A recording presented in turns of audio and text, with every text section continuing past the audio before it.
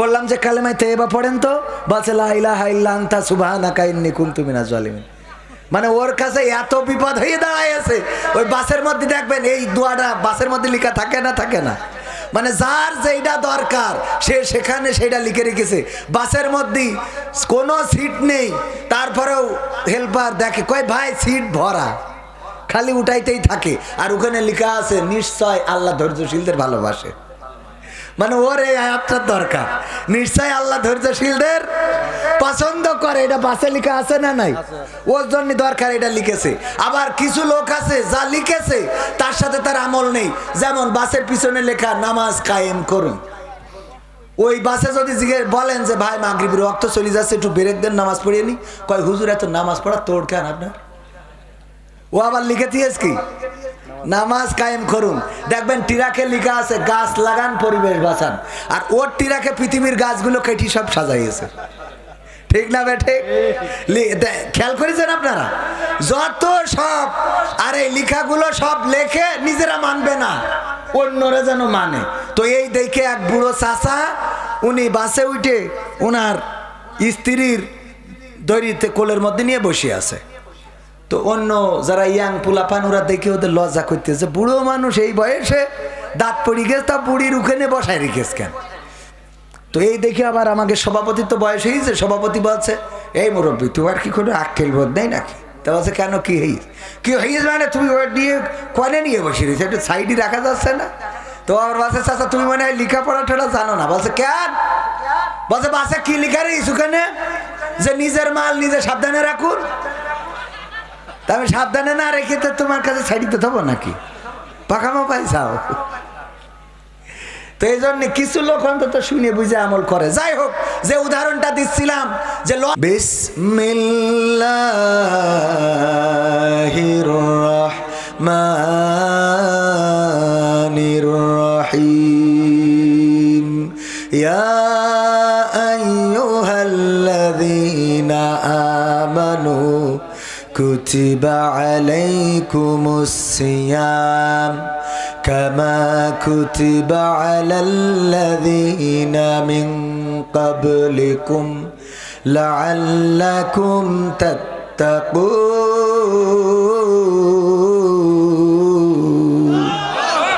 وقال الله تعالى في شأن حبيبه إن الله وملائكته يصلون على النبي يا أيها الذين آمنوا صلوا عليه وسلموا تسليما اللهم صل على سيدنا مولانا محمد وعلى آله দাও সাড়া দাও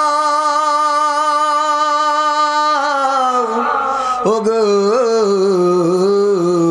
রাসূল আজকে কাঁদে যাহারা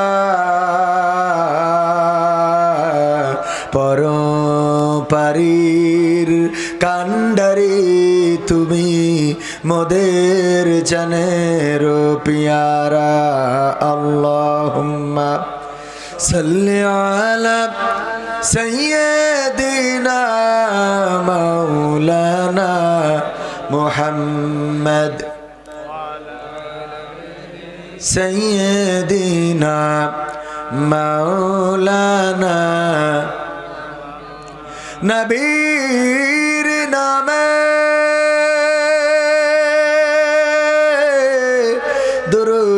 দুরূদ শরীফ পড়িবে যে জন তার জন্য যে হারাম হবে জাহান্নামের আগুন আল্লাহুম্মা সাল্লি আলা সাইয়্যিদিনা মাওলানা মুহাম্মদ। আমাদের থেকে চেয়ারম্যানদের মাহফিল বেশি, কারণ আমরা তো দিন একটা করলে হয়ে যায়, ওনাদের ইউনিয়ন পরিষদে 2-4টা মাহফিল হয়, তো এই জন্যে আবার একজন মারা গেছে, তারও জানাজায় যেতে হবে। আবার না গেলে আপনারা পরে 5 বছর পরে ভোট দেবেন না, টেনশন আছে না নাই? তো সব মিলায়ে সব জায়গায় তো মন রাখতে হয়। তো আমি ভাইজানকে সুযোগ করে দিচ্ছি, ভাইজান কথা বলে, হ্যাঁ আমি সুযোগ করে দিচ্ছি ভাইজান, তাইলে কথা বলে, যেহেতু ওনার আরও ব্যস্ততা আছেন, আমি তো কথা বলবো ন্যূনতম আরও 1.5 ঘন্টা, প্রায় 12টার আগে তো আর শেষ করব না। হ্যাঁ, তাইলে চেয়ারম্যান সাহেবকে দিয়ে দেন, আপনাদের কষ্ট হবে। আমরা অনেকেই মনে মনে করছে আপদ বিদায় করেন, আসলে ওইটা না, প্রধান অতিথি বিদায় করতেছি। টাকা একবার বান্ডিল ধরে নিয়ে বেরোয়েছে, সব জায়গায় যাওয়া লাগে, তো একটু বেশি করে দেন, যুবকরা তো, মেম্বাররা 1 গাড়ি করে ইট দিয়ে বলছে, তো চেয়ারম্যানের কাছে তো 1 গাড়ি ইট নিলে হবে না, 1 টলি নিতে হবে, ওই 1 টলি ছোট হয়ে যায়। আমার কাছে দেন, ওখানে দিলে হবে না, চেয়ারম্যান মেম্বারের কাছে দিচ্ছে, কারণ তলে তলে সম্পর্ক তো। 10 অসুবিধা নেই, 10 দেখুন যখন অসুবিধা নেই, কারণ 3টে মাহফিলি গেলে 30,000 যাবে, সব জায়গায় তো দেবে না, এখানে আমি একটু চাপ দিস বলি ওই গাডারে অল্প রেখে দিস। আল্লাহ কবুল করুন, বলেন আমিন। এরকম চেয়ারম্যান দরকার আছে না নাই? যেই চেয়ারম্যান জনগণের পাশে থাকে, জনগণ সেই চেয়ারম্যানের পাশে থাকে না, থাকে না? আর যেই চেয়ারম্যান বাস দেয়, সেও বাস হয় বাস খায়, না হলে রাত্রি ভোট নেয়, ঠিক না বে ঠিক? হয় বাস খাইতে হবে, না হলে জনগণ বাদ দিয়ে ভোট নিতে হবে। আর নেবেন কোনটা সেটা বুঝে দেখেন। কথা এই ভুল কথা বললাম আমি, বলো ভুল কথা বলি না, মানুষ ভুল বোঝে, বোঝেননি? ভুল বলি না, ভুল বুঝে, ঠিক না বে ঠিক? আল্লাহ কবুল করুন। আমার চেয়ারম্যান সাহেব আসলে অত্যন্ত, সেটা তো বোঝাই যায়, লিগাল ভোটে পাস না করলে বক্তৃতা দেওয়ার সময় জনগণ হইলো চিল্লামিল্লা শুরু করে। আমরা বুঝি কিনা কোন জায়গায় কতটুক জনপ্রিয়, আমাকে আবার ওয়াজ করে থামাতে হয়, যে চেয়ারম্যানরা কথা বলে শুনতে হয়। কিন্তু এখানে অনেক কথা বলার সুযোগ পেয়েছে না পায় নাই? কারণ জনগণের সাথে সখ্যতা থাকলে জনগণ তাকে নিরাপত্তা দিয়ে দেয়, বলেন ঠিক না বেটি? আর জনগণের সাথে যাদের সখ্যতা নাই, তারা মাঝে মাঝে এমন এমন বক্তব্য বের করে যেগুলো শুধু তার আসন তো দূরের কথা, গোটা দেশ, এই যে এক মন্ত্রী ফস করি বের করি ফেলাইছে, বড়ই দিয়ে পেয়ারা দিয়ে ইফতারি করো, ঠিক না বে ঠিক? বলেছে না বলে নাই? যেই দেশের সরকার মেট্রো রেল করতেছে, যেই দেশের সরকার পদ্মা সেতু করেছে, যেই দেশের সরকার ওই যে এক্সপ্রেসওয়ে করেছে, যেই দেশের সরকার টানেল করেছে, যেই দেশের সরকার রাস্তাঘাট এত উন্নয়ন করেছে, সেই দেশের মানুষ কি এতটাই গরিব হয়ে গেছে ইফতার করার সময় ওর কুল খাতি হবে? কথা কয় না। তাহলে এইটা বলি ও সরকারের বেকায়দায় ফেলি দেয় না, যে সরকারের কোনো টাকা নেই, ভিক্ষে করে খাইতে আসছে। ও তো সরকারের দুশ্মন, ও তো আওয়ামী লীগের দুশ্মন, ঠিক না বে ঠিক? আমি কিছুক্ষণ আগে বললাম ওনার আইনের আওতায় আনতে হবে। ও শুধু মানে সরকারের বিরুদ্ধে কথা বলেছে তা না, রাসূলের সুন্নাহ হলো যে খুরমা দিয়ে ইফতারি করবেন, সেই খুরমার বিরুদ্ধে বড়ই আর পেয়ারা দিয়ে ইফতারি করতে বলেন। এত গরিব তো বাংলাদেশের মানুষ এখনো হয়নি, হয়েছে বলেন? সব দিকে উন্নয়ন হয়েছে। সেদিন দেখলাম সাইনবোর্ডের নিচেই দাঁড়ায় এক ফকির ভিক্ষে করছে, লিখা রয়েছে ভিক্ষুক মুক্ত অঞ্চল চাষড়া ইউনিয়ন পরিষদ, ওর নিচেই দাঁড়ায় ভিক্ষে করছে। আমি বলছি তুই তো খাটাস রে, খাটাস, এই কাজ করছিস সেখানে সাইনবোর্ডের নিচেই কেন? বলছে বাবা সাইনবোর্ডে কি লিখা আগে, কি লিখা এখন জিজ্ঞেস করছে, ওখানে লিখা রে ভিক্ষুক মুক্ত অঞ্চল। তা বলছে তা ঠিকই আসতো, ঠিকই আস, তুমি এখানে দাঁড়ায় ভিক্ষে করতে চাও থালা হাতে? বলছে যে বাবা আমি ভিক্ষে করছি না, দেশের উন্নয়ন হয়ে গেলে এখন ভিক্ষে চলে না। তা কি চলে? বলছে আমি সাহায্য নিচ্ছি। ও কি নেছে? ওকেরও প্রমোশনে 5 টাকা দিলি নাই না, 10 টাকা দিলি নাই না, ঢাকায় 10 টাকা দিলাম একজনের। ও বলছে বাবা, বলছে মামা আর 10টা টাকা দেন। আমি বলছি ওরে বাবা আমি তো 10 টাকা দিলাম, আরো 5 জায়গাতে নাও 50 টাকা হয়ে যাবে না। তো বলছে মামা আপনি 20 টাকা দেন, 10 টাকা এখন কিছু হয় না। ফকিরের কথা বলার স্টাইল দিকে মিজাজটা খারাপ হয়ে যায় না? এই দিলাম না কেন, এই জন্যই বলছে তো দোয়া করে দিলাম, অ্যাক্সিডেন্ট করি পথে পড়ি মরি থাকতে। চিন্তা করতে পারেন? আমি বুঝলাম না যে বিএনপি জামাতের ফকির, নাম লিখি তা আল্লাহ জানে। কি দোয়া করলো, হুজুর মানুষ মরে গেলে কোনো লাভ আছে? তো এই হইলো অবস্থা। যাই হোক, সমস্যা নেই, ফকিরদের কোনো দল নেই, যেখানে যাই সেখানে খাই সেখানে গাই। আমারও একই অবস্থা। আমি বাংলাদেশ জাতীয়তাবাদী আওয়ামী জামাত ইসলামের একমাত্র নেতা। মনে থাকবে আপনাদের? দলের নাম মুখস্থ করতে 3 দিন লাগবে। এত সোজা মনে করেন না, একটু জিকির করেন, লা ইলাহা ইল্লাল্লাহ, লা ইলাহা ইল্লাল্লাহ। আর সাথে সাথে একটু এগিয়ে আসেন। মা বোনদের প্যান্ডেলে নাকি জায়গা ধরছে না। মা বোনেরা একটু সামনে এগিয়ে বসেন। কোন জায়গায় কোন মুখো সামনে তা আল্লাহ জানে, আমি তো দেখতে পাচ্ছি না। মা বোনদের আপনাদের যেদিকে সামনে সেদিকে গিয়ে বসেন, বসে পিছনের মানুষদের একটু জায়গা করে দেন। আর এখানে যারা আমার দাঁড়ানো রাস্তায় অনেকে চলতে কষ্ট হচ্ছে, কারণ পিছন দিয়ে রাস্তা রয়েছে না, এই রাস্তা। এই জন্যে আমার প্রধান অতিথি বসে আছেন, সময় থাকলে উনি থাকলে আমরা খুশিই থাকবো।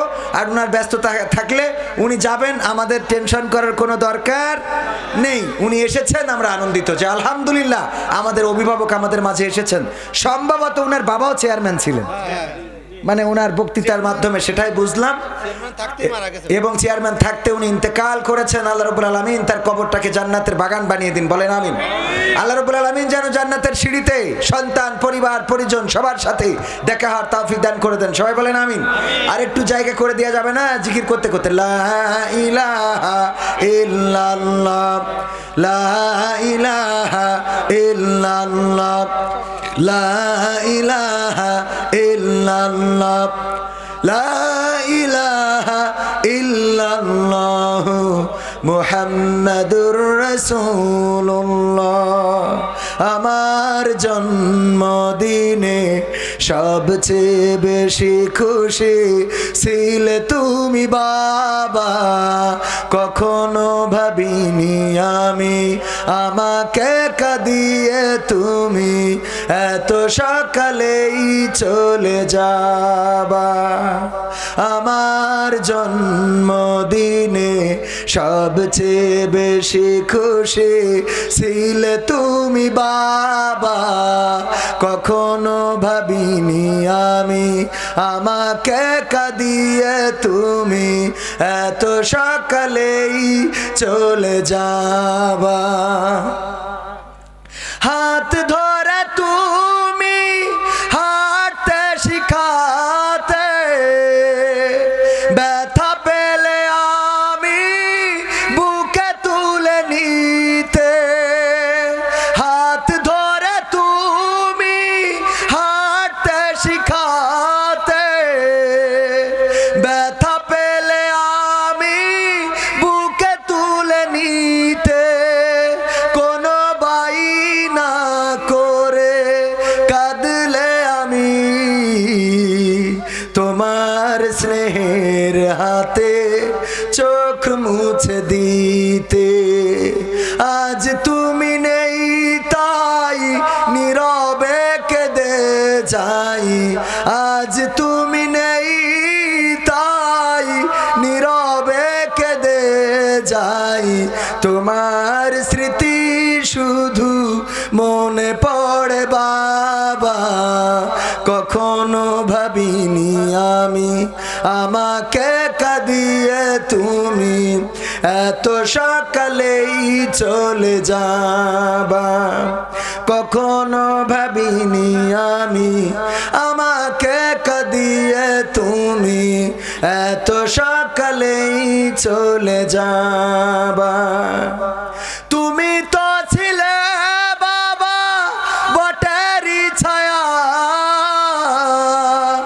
আদর সোহাগ দিতে করতে মায়া।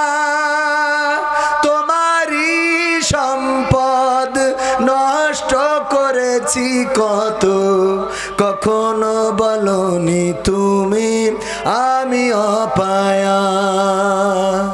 তুমি তো ছিলে বাবা বটেরই ছায়া, আদর সোহাগ দিতে করতে মায়া। তোমারই সম্পদ নষ্ট করেছি কত, কখনো বলনি তুমি আমি অপায়া। আজ তুমি দূরে, দূর বহু দূরে, আজ তুমি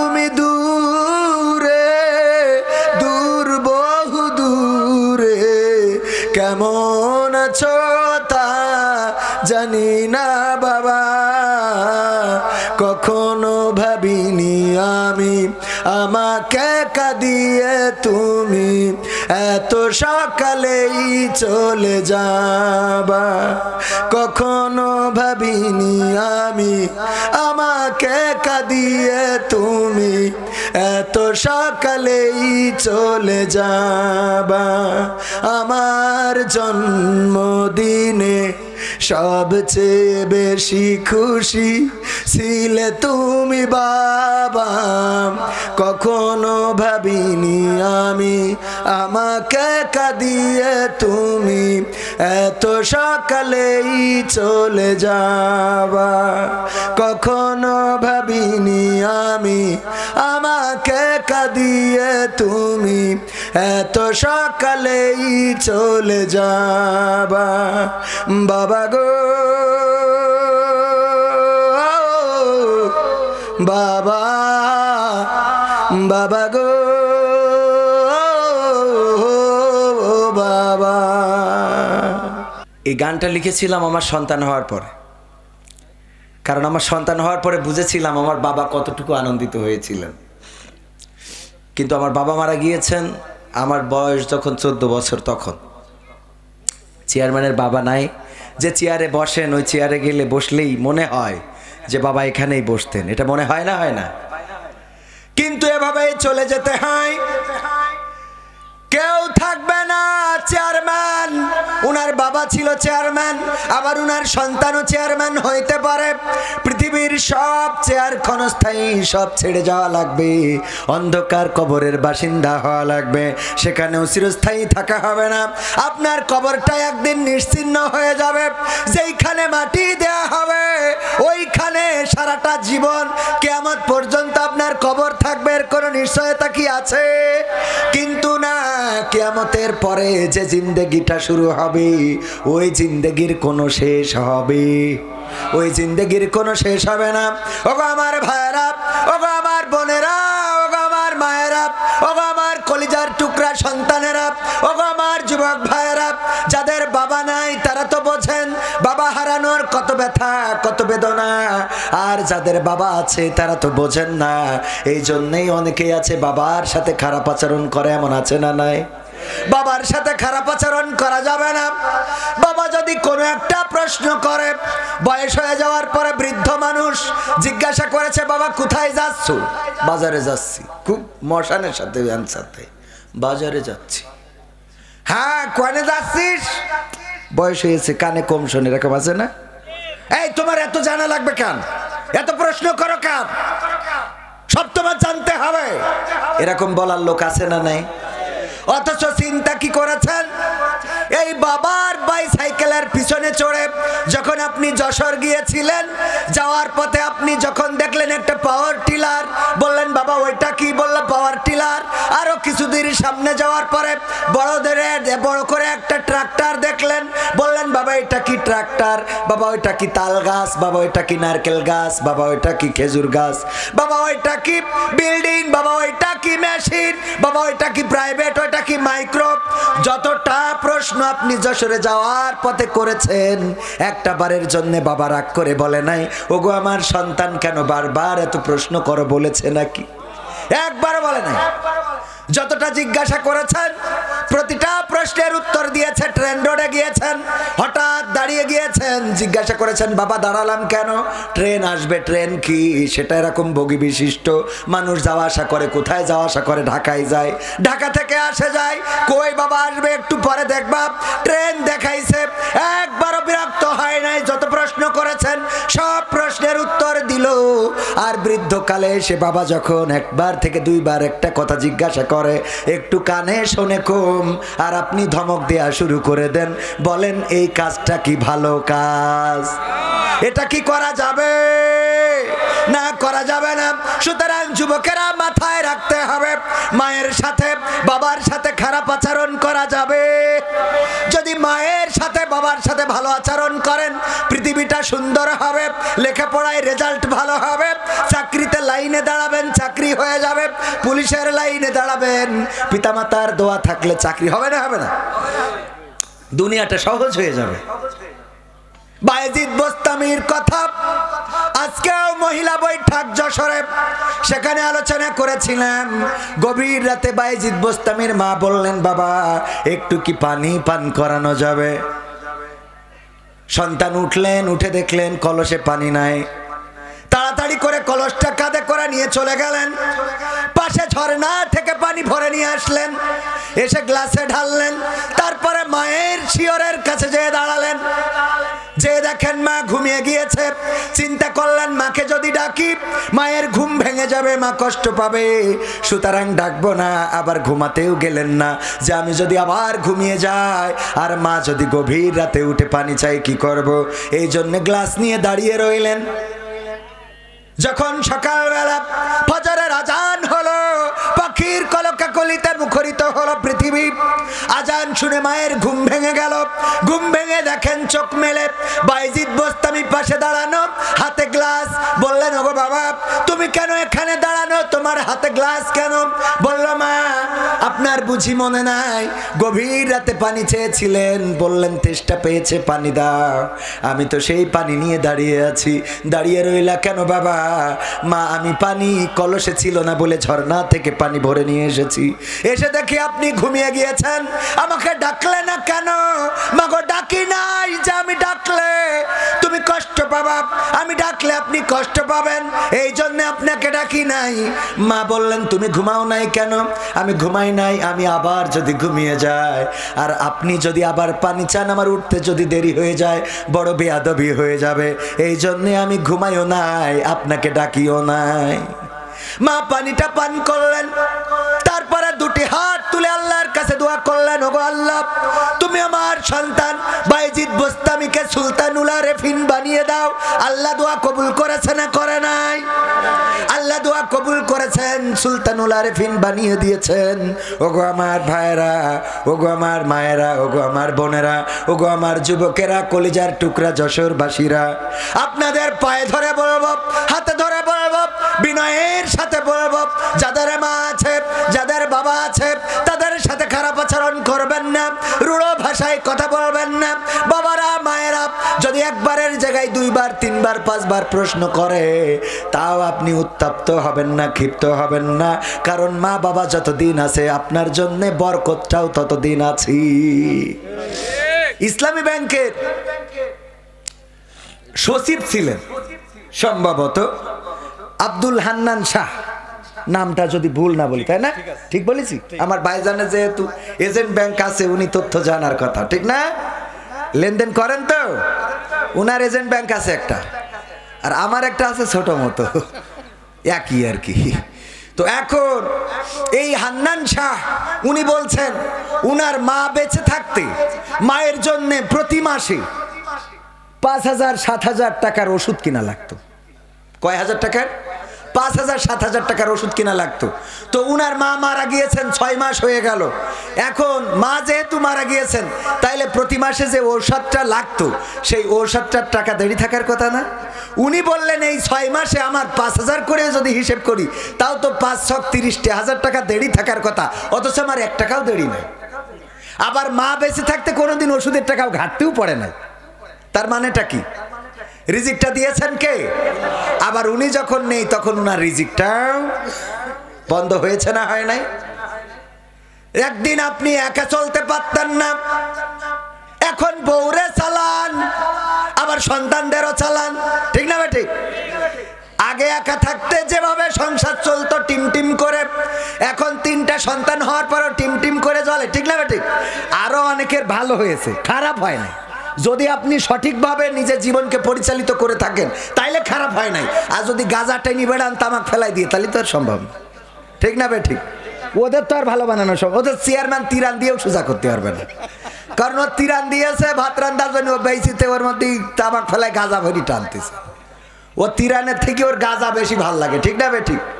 একজনের দেখলাম ওই যে চাল ডাল আলু পটল তেল নুন ঝাল সব দেশে, ওই যে সমাজকর্মীরা দেওয়ার পরে বলছে, বাবা 1 প্যাকেট বিড়ি যদি দিতাই রে বাবা, বলছে সব তো দিছাও, 1 প্যাকেট বিড়ির ঘাটতি পড়ে গেছে। মানে এই 1 প্যাকেট বিড়ি হলি ওর পৃথিবী। সেদিন এক জায়গায় গেলাম, খাদ্য এসছে গরুর গোশ ছাগলের গোশ, ওর ওতে টান নেই। বলছে আমার একটা পান হলে ভালো হইতো ভাই। ওর গরুর গোশ ছাগলের গোশের থেকে পান ওর কাছে বেশি প্রিয়। এরা মাছে না নাই, তো এই জন্যই ওদের তো সোজা করা সম্ভব না। কি সভাপতি? সভাপতি তো আপনি? হ্যাঁ, তাহলে ঠিক আছে।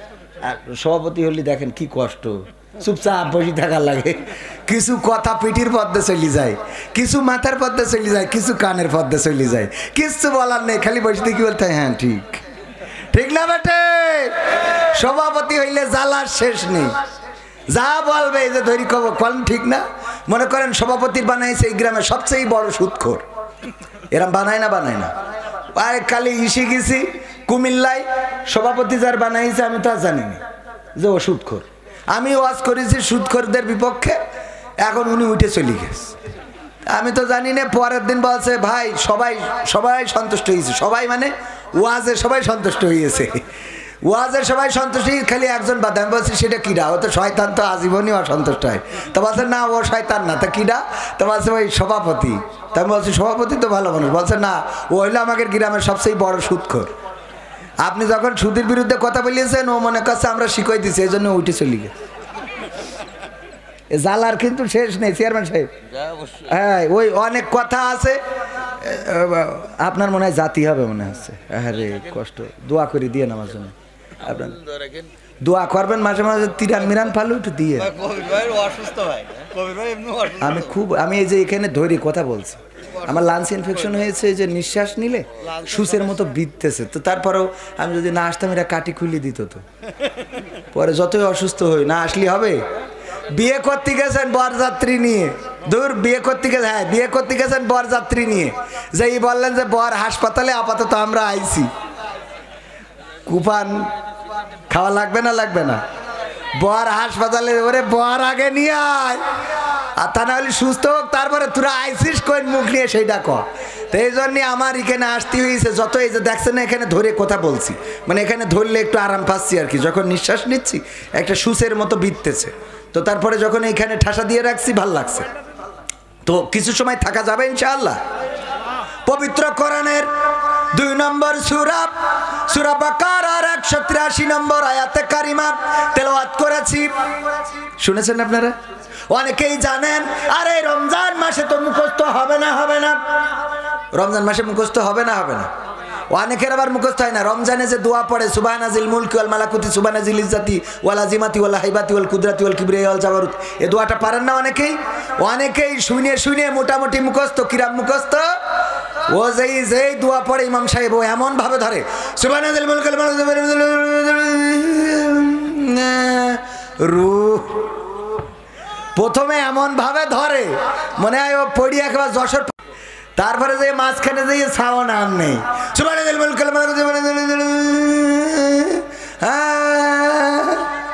রূহ আছে না নাই? এরকম মানুষ আছে না নাই?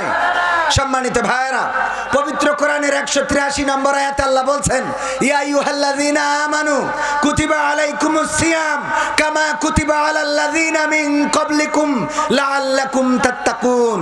ওগো ঈমানদারেরা, আমি তোমাদের উপরে রমজানের রোজাকে ফরজ করে দিয়েছি যেমন ভাবে ফরজ করেছিলাম তোমাদের পূর্ববর্তী নবীগণের এবং তার উম্মতগণের উপরে, যাতে করে তোমরা তাকওয়ার অধিকারী হতে পারো। কিসের অধিকারী? তাকওয়া। রোজা রাখলে কি পাবো আমরা? তাকওয়া অর্জন করব। কি অর্জন করব? তাকওয়াটা বোঝেন কিনা? তাকওয়াটা হলো আল্লাহর ভয়। কার ভয়? একমাত্র রমজানের রোজা ছাড়া আর কোনো ইবাদত নেই যেটা শুধুমাত্র আল্লাহকে দেখানো যায়, আর একটাও নেই। তাহাজ্জুদের নামাজ পড়বেন, তাও বউ দেখে ফেলে। হুজুর দেখে কিনা? বউ দেখে ফেলে, অথবা সন্তানেরা জেনে ফেলে। তাহাজ্জুদের নামাজ গভীর রাতে পড়ার ইবাদত, এই রাতের ইবাদতটাও যদি করেন কেউ না কেউ দেখে ফেলে। আর রোজা এমন যে যদি কারো পিছনে লোক লাগিয়ে দেওয়া হয়, যে সভাপতি চিন্তা করলো কবির ভাই আসলে রোজা রাখে কিনা, এর জন্য আমার পিছনে একটা লোক লাগাই রেখেছে যে তুই একেবারে সুবে সাদিক থেকে শুরু করি সূর্যাস্ত পর্যন্ত আমি তোর বেতন দেবো, কবিরের পিছনে লেগে থাকবি। তো আমার পিছনেও লেগে থাকবে, অন্তত টয়লেটে যাওয়ার সময় তো আর আমার সাথে যাবে না। যাবে? তাহলে ওখানে যাই বদনা ধরি যদি চুমুর মারি দিই, আর কেউ দেখার লোক আছে? ওখানে দেখার লোক কে? আল্লাহ ছাড়া আর কেউ দেখতে পাবে?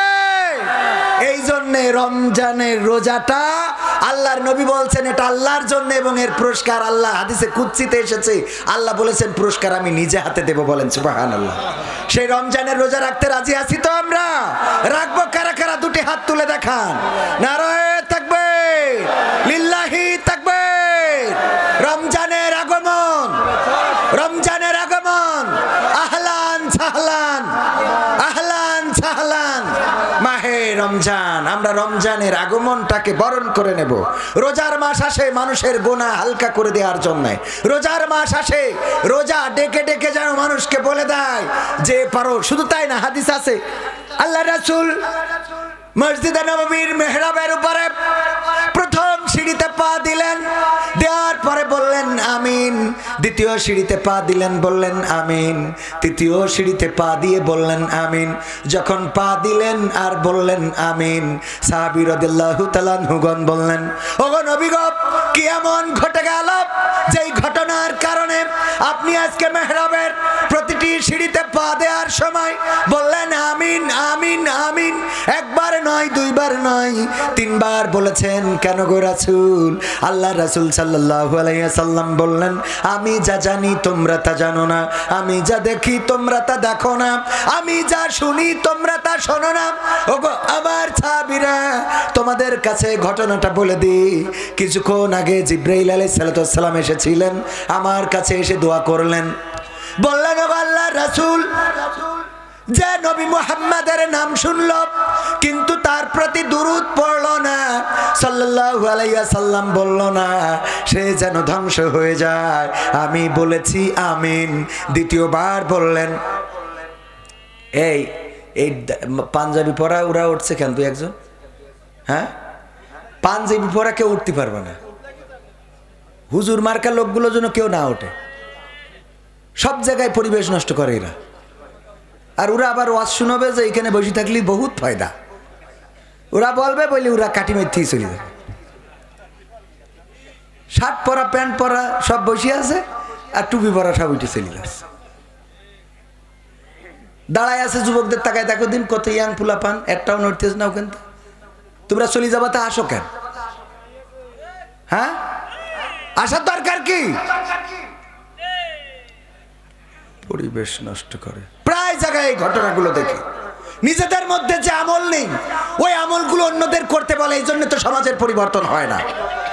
আমার আল্লাহ বলেছেন ইয়া আইয়ুহাল্লাযীনা আমানু লিমা তাকুলুনা মা লা তাফআলুন। ওগো ঈমানদাররা, এমন কোন কথা বলে না যেই কথার সাথে তোমার কাজের মিল নেই। কথাটা কার? আল্লাহর কথা। কাবুরা মাকতান ইনদাল্লাহি আন তাকুলু মা লা তাফআলুন। ওগো বান্দারা শুনে নাও, আল্লাহর কাছে এটা অত্যন্ত অপছন্দের যে তোমরা যা বলো তা তোমরা কাজে করো না। আল্লাহর কাছে এটা অত্যন্ত অপছন্দের। ওয়াজ করি বেড়াবেন, ওয়াজ শুনলে বহুত ফায়দা, আর নিজে এসে বসে কাটি মেথি চলে যাবেন। শয়তান তো আপনার পিছনে তিনটে লেগে আছে। শয়তান লেগে আছে মানে কি আপনি শয়তান হয়ে বসে আছেন, ঠিক না বেটে? এই জাতীয় শয়তানগুলো মুক্ত করতে চাই বাংলাদেশে। এরা আবার ফতোয়া দেয়। কবির বিন সামাদ স্টেজে, ও কেন স্টেজে উঠবে? তুই কোরআন শরীফ তুই শিখেছিস, আমরা শিখিনি? খালি শুধু তুমি বলতে পারবা আর আমরা বলতে পারবো না? তুমি বড় আল্লাহর ওলি, তুমি ফতোয়া দিয়ে বেড়াও। এ না জায়েজ, ও হারাম, এর ভালো না, ও ভালো না। এক হুজুর আছে এমনি পাগড়ি ঝুলাই দেয়। ও কোনে কোন হাদিসে পেয়েছে আল্লাহ সেই ভালো জানে। মানসি পাগড়ি দেয় পিছনে, ও দেয় সামনে। দেখেছেন কিনা? দিয়ে মুহিব খান খারাপ, কলরব খারাপ, চরমনা খারাপ, আটরশি খারাপ, জামাত খারাপ, হেফাজত খারাপ, আমলিক খারাপ, বিএনপি খারাপ, পীর সাহেব খারাপ, মুরিদ খারাপ, মৌদুদি খারাপ, সাইদি খারাপ, সব খারাপ, ও একা ভালো। কথা কয় না? আছে না নাই?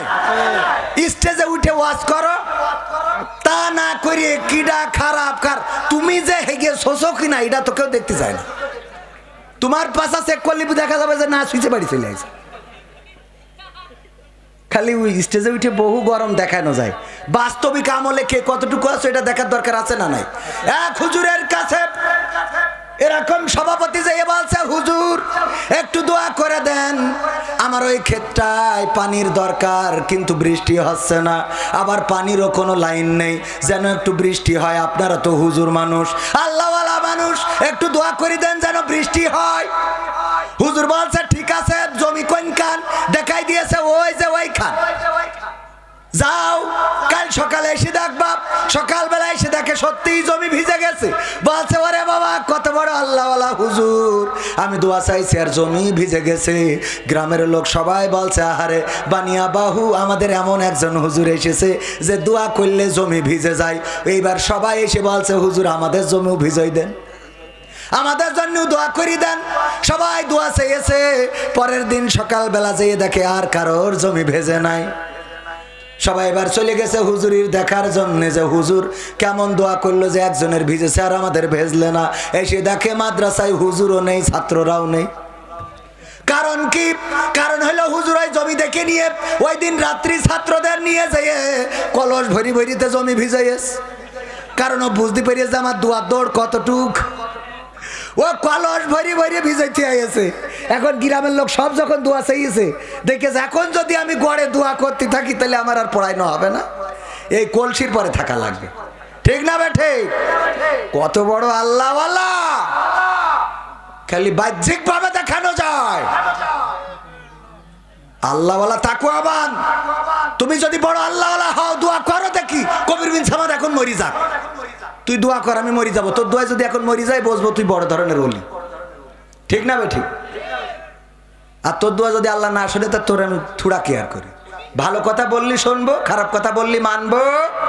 সমাধান খুঁজে খুঁজে ক্লান্ত হয়েছো যারা, সমাধান যদি পেতে চাও, সব পথ গিয়ে ভুলে কোরআন দেখো খুলে, সমাধান যদি নিতে চাও।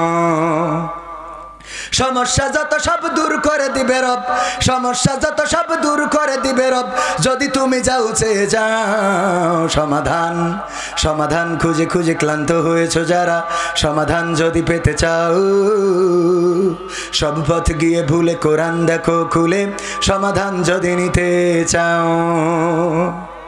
কোরআন ধরি না বলে, কোরআন পড়ি না বলে চারিদিকে হই লাঞ্ছিত, কোরআন জানি না বলে, কোরআন মানি না বলে সব অধিকার বঞ্চিত। ঠিক না বেঠে? কোরআন ধরি না বলে, কোরআন পড়ি না বলে চারিদিকে হই লাঞ্ছিত, কোরআন জানি না বলে, কোরআন মানি না বলে সব অধিকার বঞ্চিত। মরিচিকার পিছে না ঘুরে মিছে মিছে, মরিচিকার পিছে না ঘুরে মিছে মিছে, কোরআনটা খুলে দেখে নাও। সমাধান সমাধান খুঁজে খুঁজে ক্লান্ত হয়েছো যারা, সমাধান যদি পেতে চাও, সব পথ গিয়ে ভুলে কোরআন দেখো খুলে, সমাধান যদি নিতে চাও। কোরআনেই বলা আছে কোন পথে চলবে, কোন পথে মিলবে মুক্তি, কোরআনেই লেখা আছে কোন পথে শান্তি, কোন পথে আসবে শক্তি। কোরআনেই বলা আছে কোন পথে চলবে, কোন পথে মিলবে মুক্তি, কোরআনেই লেখা আছে কোন পথে শান্তি, কোন পথে আসবে শক্তি। আলে আর আলোয় প্রতারিত না হয়ে, আলে আর আলোয় প্রতারিত না হয়ে কোরআনটা খুলে দেখে নাও। সমাধান সমাধান খুঁজে খুঁজে ক্লান্ত হয়েছো যারা, সমাধান যদি পেতে চাও, সব পথ গিয়ে ভুলে কোরআন দেখো খুলে, সমাধান যদি নিতে চাও। কোরআনেই খুঁজে পাবে সংসার নীতি, আর কি হবে রাষ্ট্রের নীতি, কোরআনের আইন চললে দেশে দূর হবে সব দুর্নীতি। ঠিক না বেঠে? কোরআনেই খুঁজে পাবে সংসার নীতি, আর কি হবে রাষ্ট্রের নীতি, কোরআনের আইন চললে দেশে দূর হবে সব দুর্নীতি।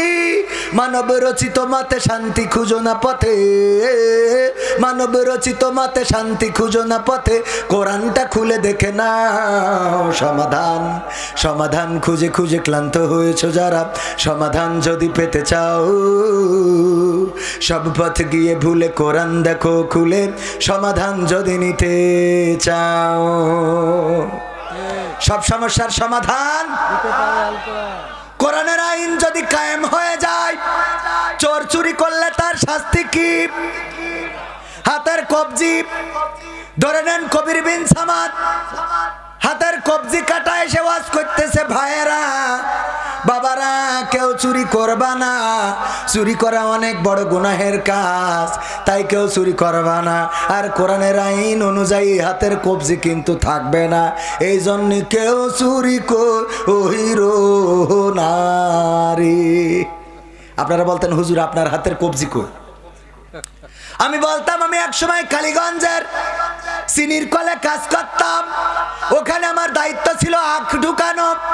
আখ ঢুকাইতে ঢুকাইতে একদিন একটু কাক ঘুম এসেছিল, আর আমি ঘুমাই গেছিলাম, আখের সাথে আমার হাত ঢুকে সেটাও ওই চিনি হয়ে রস হয়ে চিনি হয়ে গেছে। এই জন্য ডাক্তার কবজিতে কেটে দেছে। আপনারা বাড়ি যাওয়ার সময় বলতেন যাই বলো তাই বলো, এই হুজুর কিন্তু এককালে চোর ছিল, ঠিক না ঠিক? চেয়ারম্যান এসেছিল, উনি যদি এসে বলতেন ভাইরা আমার বুসাহাত, এই বললে আপনারা কি বলতেন? চেয়ারম্যান সাহেব 5 বছর তালি মনে হয় ভালো থাকতে দেননি মানুষের, ঠিক না বেঠে? কোরআনের আইন কায়েম হয়ে গেলে খালি শুধু এই একটা হাত কাটার বিধান কায়েম হইলেও আমাদের সুইস ব্যাংকে বাংলাদেশিদের টাকা এত জমা থাকতো না, ঠিক না বেঠে? বাংলাদেশিদের টাকা সুইস ব্যাংকে, কানাডার বেগম পাড়ায়, আমেরিকায়, লন্ডনে আছে না নাই? বেড়াইতে যায় থাইল্যান্ডে, আর চিকিৎসা নিতে যায় সিঙ্গাপুরে, আর আমাদের বলে যে বড়ই দিয়ে আর পেরা দিয়ে ইফতারি করে, ঠিক না বেঠে?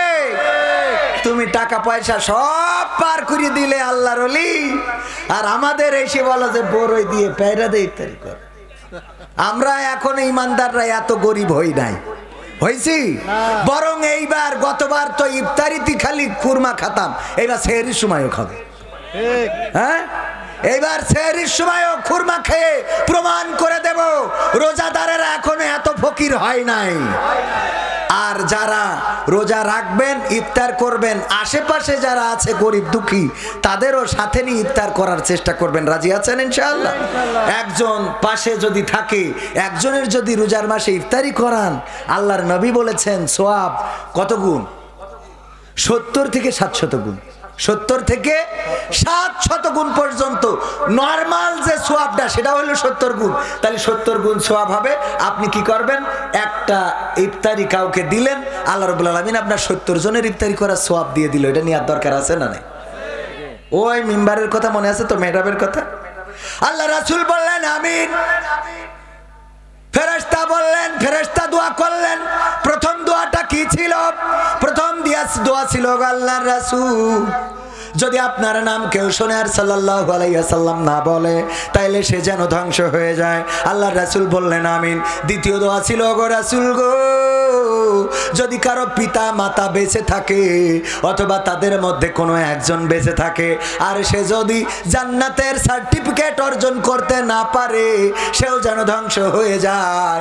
আল্লাহর রাসূল বললেন আমিন। আর 3 নম্বর হলো যে তার জীবনে একটা রোজার মাস পেল, গোটা রমাদানের রোজা পেল, কিন্তু গোটা জিন্দেগির গুনাহগুলো মাপ চেয়ে নিতে পারলো না, সেও যেন ধ্বংস হয়ে যায়।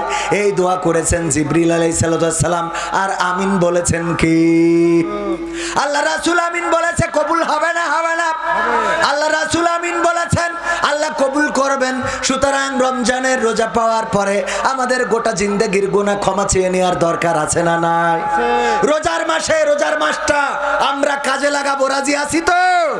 রোজার মাসটা যদি আমরা কাজে লাগাই, আল্লাহ রাব্বুল আলামিন আমাদের পিছনের সমস্ত গুনাহ ক্ষমা করে দিবেন।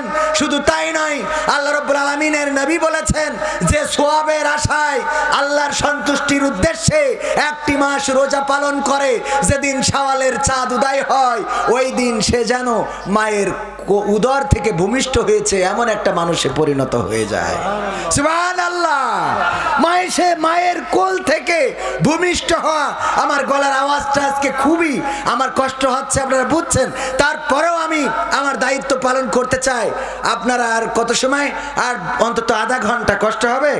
মা বোনেরা এসেছেন, মা বোনদের জন্য একটু কথা বলার দরকার আছে না নাই? কারণ এখন তো বেকায়দা অবস্থা। আমার যুবকেরা, তরুণেরা, কিশোরেরা আর সেই সাথে মা বোনেরা, আগে যারা খারাপ কাজ করতো লিপস্টিক দিয়ে, নখ পালিশ দিয়ে, তারপরে মেকআপ টিকআপ করে, এখন সব বাদ দিয়েছে, এখন বুরকা পরি খারাপ কাজ করে। ঠিক না বেঠে?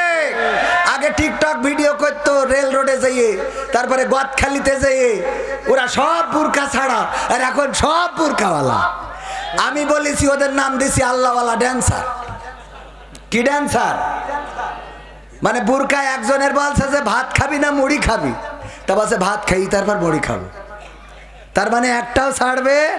ওর বলা হইলো পর্দা করবা না টিকটক করবা, বলছে বুরকা পরি টিকটক করবো। বোঝা গেছ তো? এই সত্যি বলছি না মিথ্যা বলছি? আর যুবকদের অবস্থাও তো বলবো। আজকালকের ছেলেরা বই নিয়ে আর বসে না, ও বাবা গুগলে সার্চ করিয়া পড়ি। ওরে কালের মেয়েরা কোরআন হাদিস ধরে না, আমার এখনকার মা বোনেরা কোরআন হাদিস পড়ে না। ও আল্লাহ, টিকটকে ভিডিও ওরা করে। আজকালকের ছেলেরা বই নিয়ে আর বসে না, গুগলে সার্চ করিয়া পড়ে। আগের সময় প্রেম করিলে সভাপতি বলতো পাইছ কি, এখন বলে শখ করিয়া বাবু তুমি খাইছ কি। ঠিক না বেটে? বুড়ো দাঁড়িয়ে গেছে, ওর কয় বাবু তুমি খাইয়াছ না? ও খায়নি, ও ফিডার খাবে। এই বুড়ো ধাড়ির বলে না, বলে না কত বড় খারাপ। ঠিক না বেটে? আগের সময় এই কথা কেন বলেছি? আগের সময় যদি কোনোভাবে সভাপতি মনে করেন একটা চিঠি লিখে তে একজনের কাছে দেবে, তা দিয়েছে ওর ভাতিজির কাছে, ও যে এসে মেয়ের না দিয়ে ওর মার কাছ দিয়ে ফেলাইছে। এর জন্যই সভাপতি এলাকা ছাড়ি দিয়ে ঢাকা গার্মেন্টসে যে কাজ করেছে। এরকম ঘটনা আছে না নাই? যে চিঠি ধরা খেয়ে গেছে আর গ্রামে থাকা যাবে না। সত্যি বলছি তো? আগের সময় এটা সত্যি কিনা ভাই বলেন? আমার ভাইজান তো কথা করছেন না কেন? ভাইয়ের সাথে এর আগেও দেখা হয়েছে না একবার? তো আগের সময় প্রেম করিয়ে খালি শুধু সিটিটা ধরা খেয়েছে, এই ভয়ে এলাকা ছাড়ি ঢাকা গার্মেন্টসে যে কাজ করি বরিশালের একটা মেয়ে বিয়ে করে বাড়ি গিয়েছে। এরকম আছে না নাই? আর এখন কি যুগ জামানা পড়িয়েছে। হ্যাঁ, মার সামনে জিজ্ঞেস করে, হ্যাঁ বাবু তুমি ঠিক মতো খেয়ে নিও। হ্যাঁ, আরে বাবা, বাবু ঠিক মতো, ও বাবু খাতি পারে, তুই যে গালে তুলে দে। আগের সময় মাইন্ড করা যাবে না। ও আপনার বয়স পার হয়ে গেছে, এখনো শুনি লাভ নেই। আগের সময় প্রেম করিলে বলতো লোকে পাইছ কি, এখন বলে শখ করিয়া বাবু তুমি খাইছ কি। লজ্জা শরম নাই, আইলাম কোন জামানাই। লজ্জা শরম নাই, আইলাম কোন জামানাই। ভবিষ্যৎ দেখি অন্ধকারে। আজকালকের ছেলেরা বই নিয়ে আর বসে না, ও বাবা গুগলে সার্চ করিয়া পড়ি। নতুন করে হইছে চালু এ আবার কন্টেন্ট। আমাদের রনি ভাই মাহফিলির অন্যতম উদ্যোক্তা না, ওনার সাথে গদখালিতে দেখা, মোটরসাইকেলের পিছনে দেখি বুরকা পরা একজন রয়েছে। আর এখন তো মোটরসাইকেলও হি শয়তানি কায়দায়, পিছনের সিট এত উঁচু যে পড়লি পরে অমনি ঘাড়ের পর হ্যাঁ ডেইলি পড়া লাগবে না, লাগবে না। আমি বলেছি এই মোটরসাইকেলে এখন ভাতিজাদের পিছনে চাষিরা ওঠা জায়েজ নেই। ঠিক না বে ঠিক? কারণ চাষিরা উঠলে হ্যাঁ এমনি, আর এখন তো আবার দুই পাশে পাতে বসছে, তাহলে এবার যা হওয়ার বোঝেন, বেকায়দা না? তো এই জন্যই ওই মোটরসাইকেলগুলো ড্রাইভারের থেকে সিট উপরে ওর ঘাড়ের পরে পড়তে হয়, না জানি আরও কত উপরে তুলবে আল্লাহ সেই ভালো জানে। তো এই মোটরসাইকেলে পিছনে বসে রয়েছে রনি ভাইয়ের পিছনে বুরকা পরা। আমি বললাম রনি ভাই ভাবি নাকি? তা বলছে না। আমি বলছি তাহলে কিডা? পরিচয় করাই দিলে এই আমার গার্লফ্রেন্ড। সহ্য না করে পারা যায়? এরম পরিচয় করায় না, করায় না। নতুন করে হইছে চালু এ আবার কন্টেন্ট। পরিচয় করাই দেখি এই আমার গার্লফ্রেন্ড। শরমের মাথা খাইয়া গেছে ওরা পাগল হইয়া। শরমের মাথা খাইয়া গেছে সব পাগল হইয়া। ভবিষ্যৎ দেখি অন্ধকারে। আজকালকের ছেলেরা বই নিয়ে আর বসে না, ও বাবা গুগলে সার্চ করিয়া পড়ে। ওরে কালের মেয়েরা কোরআন হাদিস ধরে না, আমার এখনকার মা বোনেরা কোরআন হাদিস পড়ে না। টিকটকে ভিডিও ওরা করে। আজকালকের ছেলেরা বই নিয়ে আর বসে না, গুগলে সার্চ করিয়া পড়ি। ঠিক না বেঠে? এমন সন্তান, এমন ছেলে, এমন মেয়ে বানিয়া বাহু নাই, এখানে আছে। রোগ এখানে তো থাকার কথা, কারণ আমি যশোরের মানুষ, আমি তো চিনি। আর এই জন্যে লজ্জা দিয়ে কত রকম কত কথা বলি, এরপরেও লজ্জা হয় না, এমন আছে না নাই? যত যাই বলেন ওদের লজ্জা হবে না। কেন লজ্জা হবে না? লজ্জা যেন আজকাল সব উপরে উঠে গেছে, আর নিচের দিকে যা হয় হোক। আমাদের মাহমুদুল হাসান জিহাদি সুন্দর একটা কথা বলতেন। উনি এক মাহফিল থেকে বাড়ি যাচ্ছেন মোটর সাইকেলে ওয়াজ করে, তখন বক্তারা মোটর সাইকেলে ওয়াজ করতো, মনে আছে না নাই? আমার আব্বাও ছিলেন একজন বক্তা মানুষ, তিনি ওয়াজ করে বেরিয়েছেন। যখন বাবার গানটা গেয়েছি, তখন বাবার একটা স্মৃতি মনে পড়ে গিয়েছিল। আমার মা অসুস্থ ছিলেন একটা মাস, অসুস্থ থাকার কারণে নিজে রোজা রাখতে পারেন নাই। আমি রোজা রাখার বয়স ছিল আমার 10 থেকে 12 বছর। আমার বাবা আমাকে প্রতিদিন সাহরির সময় উঠতেন, তারপরে আমাকে উঠাতেন, উঠে আমাকে রান্নাঘরে নিয়ে যেতেন, নিজের হাত দিয়ে পান্তা ভাত বেড়ে দিতেন। আব্বা খাইতেন, আমি খাইতাম। আমি এবং আমার আব্বা একটা মাস বাবা বেড়ে দিয়েছেন, আমি খেয়েছি, রোজা রেখেছি। সেই রোজার মাস আবার আসতে গেল, আবার সেহরি করব, আবার তারাবি পড়ব, কিন্তু ওই বাবার হাতের সেহরি আর করা হবে না, ওই বাবার সাথে আর তারাবি পড়া হবে না। আমার বাবা রমজানে তারাবি পড়াতেন, তারাবি পড়াতে যে মাইকে ওয়াজ করতেন 30টা দিন। তারাবি শুরু হওয়ার আগে মাইকে ওয়াজ করতেন, আজানের পর থেকে জামাত শুরু হওয়ার আগ পর্যন্ত। আজকে 22টা বছর হয়ে গেল, চারিদিকে 22টা বছর, 22টা বছর ধরে রমজান এসেছে আর রমজান গিয়েছে, কিন্তু ওই বাবার কণ্ঠটার কোনো মাইকে শুনলাম না। ওগো আমার ভাইরা, এইভাবে একদিন আমরা চলে যাব, আপনারা চলে যাবেন। সুতরাং রমজান মাস যেটা আমাদের, তাও নসিবে পাবো কি পাবো না তার কোনো নিশ্চয়তা আছে নাকি? কিছুক্ষণ আগে চেয়ারম্যান আসলেন, চেয়ারম্যান সাহেব বললেন উনার এক আত্মীয় অ্যাক্সিডেন্ট করেছেন, হয়তো যশোর সদর ভর্তি নেয় নাই, বলেছে ঢাকায় নিয়ে যেতে হবে। ঢাকায় নিয়ে যাওয়ার পথে ইন্তেকাল করেছেন। যেই মানুষটা এখন পর্যন্ত জানতেন না যে আজকেই তার জীবনের শেষ দিন হয়ে যাচ্ছে। ঠিক না বেঠিক? রঙ্গরসের দিন ছিল আমার একদিন, 12 ঘন্টা বেলায় আমার সন্ধ্যা হইল, পাখি উড়ে যাওয়ার বুঝি সময় হলো, পাখি উড়ে যাওয়ার বুঝি সময় হলো। যদি বয়স হয় তাহলে তা বুঝতে পারবেন, দাড়ি পেকে গেছে, চুল পেকে গেছে, চোখটা ঘোলা হয়ে গেছে, হাঁটতে কষ্ট হয়, সোজা মানুষটা কুজা হয়ে গেছেন, শরীরটা চলে না, বুঝতে পারবেন। কিন্তু এই আঙ্কালে কি বুঝার কোনো সুযোগ আছে? না, সুযোগ নাই। জানি না কোন দিন, কোনখানে, কোন বিপদে, কোন মুসিবতে এই পৃথিবী ছেড়ে চলে যাওয়া লাগবে, কেউ গ্যারান্টি দিতে পারি না। সুতরাং আল্লাহর জন্য পরিবর্তন হওয়ার দরকার আছে না নাই? আমার আল্লাহ বললেন, কাইফা তাকফুরুনা বিল্লাহি ওয়া কুনতুম আমওয়াতান ফাআহইয়াকুম সুম্মা ইউমিতুকুম সুম্মা ইউহয়িকুম সুম্মা ইলাইহি তুরজাউন।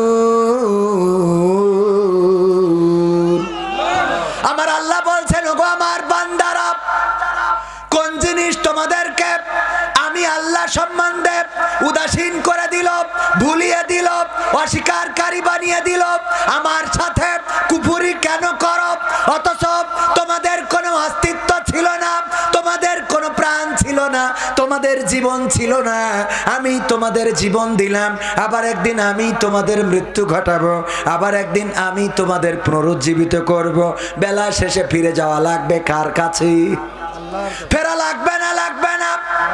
আল্লাহর কাছে যদি যেতে হয়, আল্লাহর কাছে যদি দাঁড়াইতেই হয়, তাইলে প্রস্তুত হওয়ার দরকার আছে না নাই? আইয়ুহাল্লাযীনা আমানুত্তাকুল্লাহ হাক্কা তুকাতিহি ওয়া লা তামুতুন্না ইল্লা ওয়া আনতুম মুসলিমুন। আল্লাহ বলছেন, ওগো ঈমানদারেরা, তোমরা একটু শুনে নাও, যারা ইমানের দাবিদার, তোমাদেরকে বলি আল্লাহকে ভয় করো যেমন তাকে ভয় করা উচিত। আর ততক্ষণ পর্যন্ত মৃত্যুবরণ করো না যতক্ষণ পর্যন্ত না পূর্ণ মুসলমান হতে। মুসলমান শব্দের অর্থ কি বলেন? আত্মসমর্পণ করা। হাইরে মুসলমান, অনেক মুসলমান আছে কালেমা তাইয়্যিবাটা পড়তে পারে না। বললাম যে কালেমা তাইয়্যিবা পড়েন তো, বলছে লা ইলাহা ইল্লা আনতা সুবহানাকা ইন্নী কুনতু মিনাজ জালিমিন। মানে ওর কাছে এত বিপদ হয়ে দাঁড়ায় আছে, ওই বাসের মধ্যে দেখবেন এই দোয়াটা বাসের মধ্যে লেখা থাকে না, থাকে না। মানে যার যেটা দরকার সে সেখানে সেটা লিখে রেখেছে।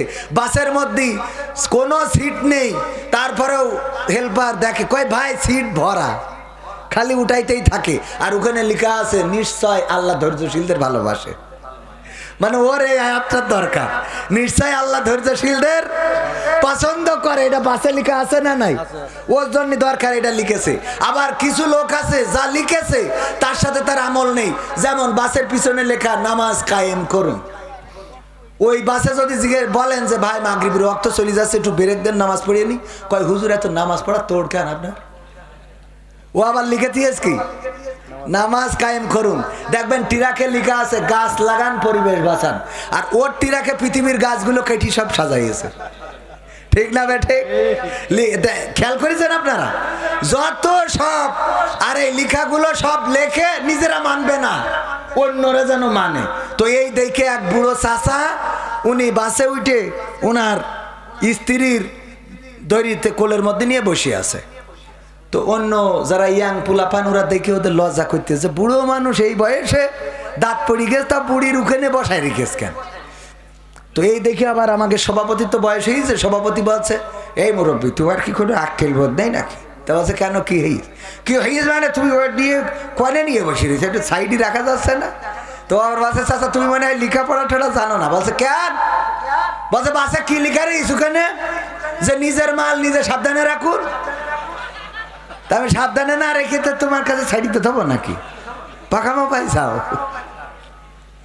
তো এই জন্য কিছু লোক অন্তত শুনে বুঝে আমল করে। যাই হোক, যে উদাহরণটা দিচ্ছিলাম যে লজ্জা যে দেব, লজ্জার আজ অবস্থা কি হয়েছে। মাহমুদুল হাসান জিহাদি মাহফিল করে যাচ্ছে, যাওয়ার পথে দেখে রাস্তার তেমাত নাই। তেমাত না তো বোঝেন, ত্রিমোহনী, তিন রাস্তার মাথায় একজন টয়লেট করতেছে। তো এর একটু লজ্জা দেওয়ার জন্য মোটরসাইকেলের হেডলাইট ঘুরাই ধরিছে, যাতে ও লজ্জা পেয়ে আজ জীবনে এই কাজ না করে। ও মোটরসাইকেলের হেডলাইট ঘুরাই ধরিস বলে ও লজ্জা পেয়ে লুঙ্গি তুলে মুখ ঢেকে চুপচাপ বসে দিয়েছে। তাহলে লজ্জা পাওয়ার সিস্টেমটা বুঝতে পারিছেন? এত লজ্জা পাইয়াছে যে মুখ ঢেকে তা আল্লাহর ওলি বসে আছে যে নিচে দে যাই ও যেন উপরে কেউ না দেখতে পায়। তা আজকে অবস্থা সেইটা, বুরখা পরেছে কিন্তু ইমান আমল শেষ। ঠিক না ঠিক? মাথায় টুপি মুখে দাড়ি কিন্তু ইমান নাই। বাহ্যিক ভাবে দেখা যায় অনেক বড় পরহেজগার, আসলে পরহেজগারি তার ধারের কাছেও নাই। এরকম আছে না নাই? আজকে সব নিচে দিয়ে শেষ হয়ে যাচ্ছে। এই জন্যে আমি বলি যারা টিকটক করবি তোকে দোহাই লাগে অন্তত বুরকা পরি বুরকাটা কলুষিত করিস নি। তোরা বুরকা ছাড়াই টিকটক কর, আর তোকে দেখি যেন তোদের মা বাপ ভাই বোন চিনতে পারে। কারণ বুরকা পরি করে যাতে কেউ না চিনতে পারে। কি বুদ্ধি আছে না নাই? বুদ্ধি আছে না? এই জন্যে এই সমাজকে পরিবর্তন করতে হলে কোরআনের আইনের দরকার আছে না নাই? কোরআনের আইন যদি কায়েম হয়ে যায়, চোর চুরি করলে যেমন তার শাস্তি কবজি কেটে দিতে হবে, তেমনি যদি কেউ জেনা করে ধর্ষণ করে তার শাস্তি কি? মাজা পর্যন্ত গেড়ে দিয়ে ইট পাথর মেরে সঙ্গে সার করতে হবে। এই আইন যদি কায়েম থাকতো তাইলে লাইলাতুল ফেব্রুয়ারিতে ওই গদখালিতে এত ভিড় হইতো না। ঠিক না বেঠে? কিন্তু আমাদের সমস্যা অন্য জায়গায়। আমাদের সমস্যা হলো কোরআন পড়তে ভালো লাগে, কোরআন শুনতে ভালো লাগে, কোরআন জানতে ভালো লাগে, কোরআন মানতে ভালো লাগে। ঠিক না বেঠে? কোরআন পড়তে ভালো লাগে, কোরআন শুনতে ভালো লাগে, কোরআন জানতে ভালো লাগে, কোরআন মানতে ভালো লাগে। নামাজেতে পড়লে কোরআন মনটা শীতল হয়, কারির তেলাওয়াত শুনিলে প্রাণ জুড়িয়ে যায়। ঠিক না বেঠে? নামাজেতে পড়লে কোরআন মনটা শীতল হয়, কারির তেলাওয়াত শুনিলে প্রাণ জুড়িয়ে যায়। সেই কোরআনের ব্যাখ্যা দিলে কলিজাতে আগুন জ্বলে, সেই কোরআনের ব্যাখ্যা দিলে অন্তরেতে আগুন জ্বলে।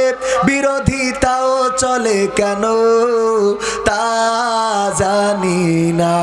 কোরআন পড়তে ভালো লাগে, কোরআন শুনতে ভালো লাগে, কোরআন জানতে ভালো লাগে, কোরআন মানতে ভালো লাগে।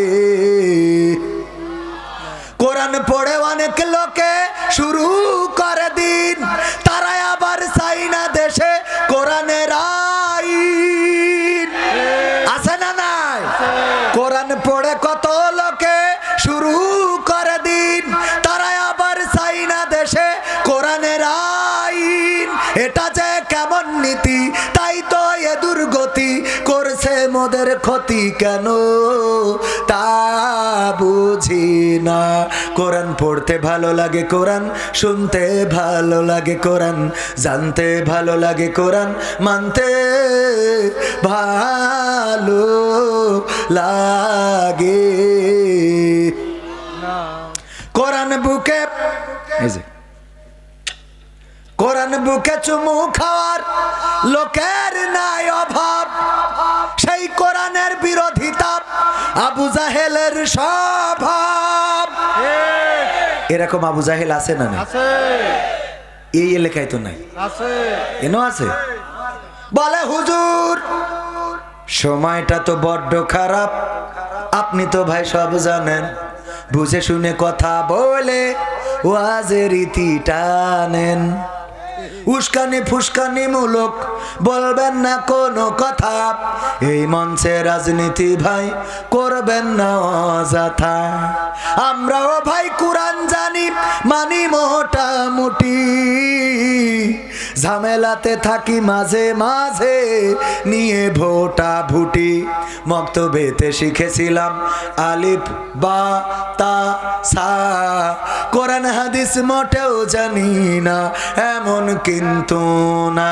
তাই রাজনীতি চলবে না ও হুজুর, রাজনীতি চলবে না, তাই রাজনীতি চলবে না ও ভাই, রাজনীতি চলবে।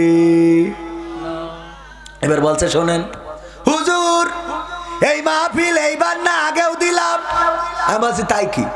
বলছে গতবার ঢাকাতে হুজুর আনিলাম। আমি বললাম তাতে কি? ও মুখ হুজুর ওয়াজ করিল কত মধুর সুর, কবরেতে গেলে পাবো ৭০,০০০ হুর। এমন ওয়াজ আছে না নাই? হুর পরি গেলে মানে রস করলে হাতে হাত করা পায়ে ডান্ডা বাড়ি কি লাগবে?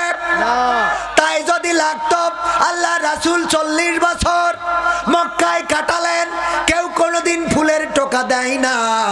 ৪০ বছর পরে এমন কি কথা বললেন যে মক্কায় আর টিকতে পারলেন? টিকতে কি পেরেছেন?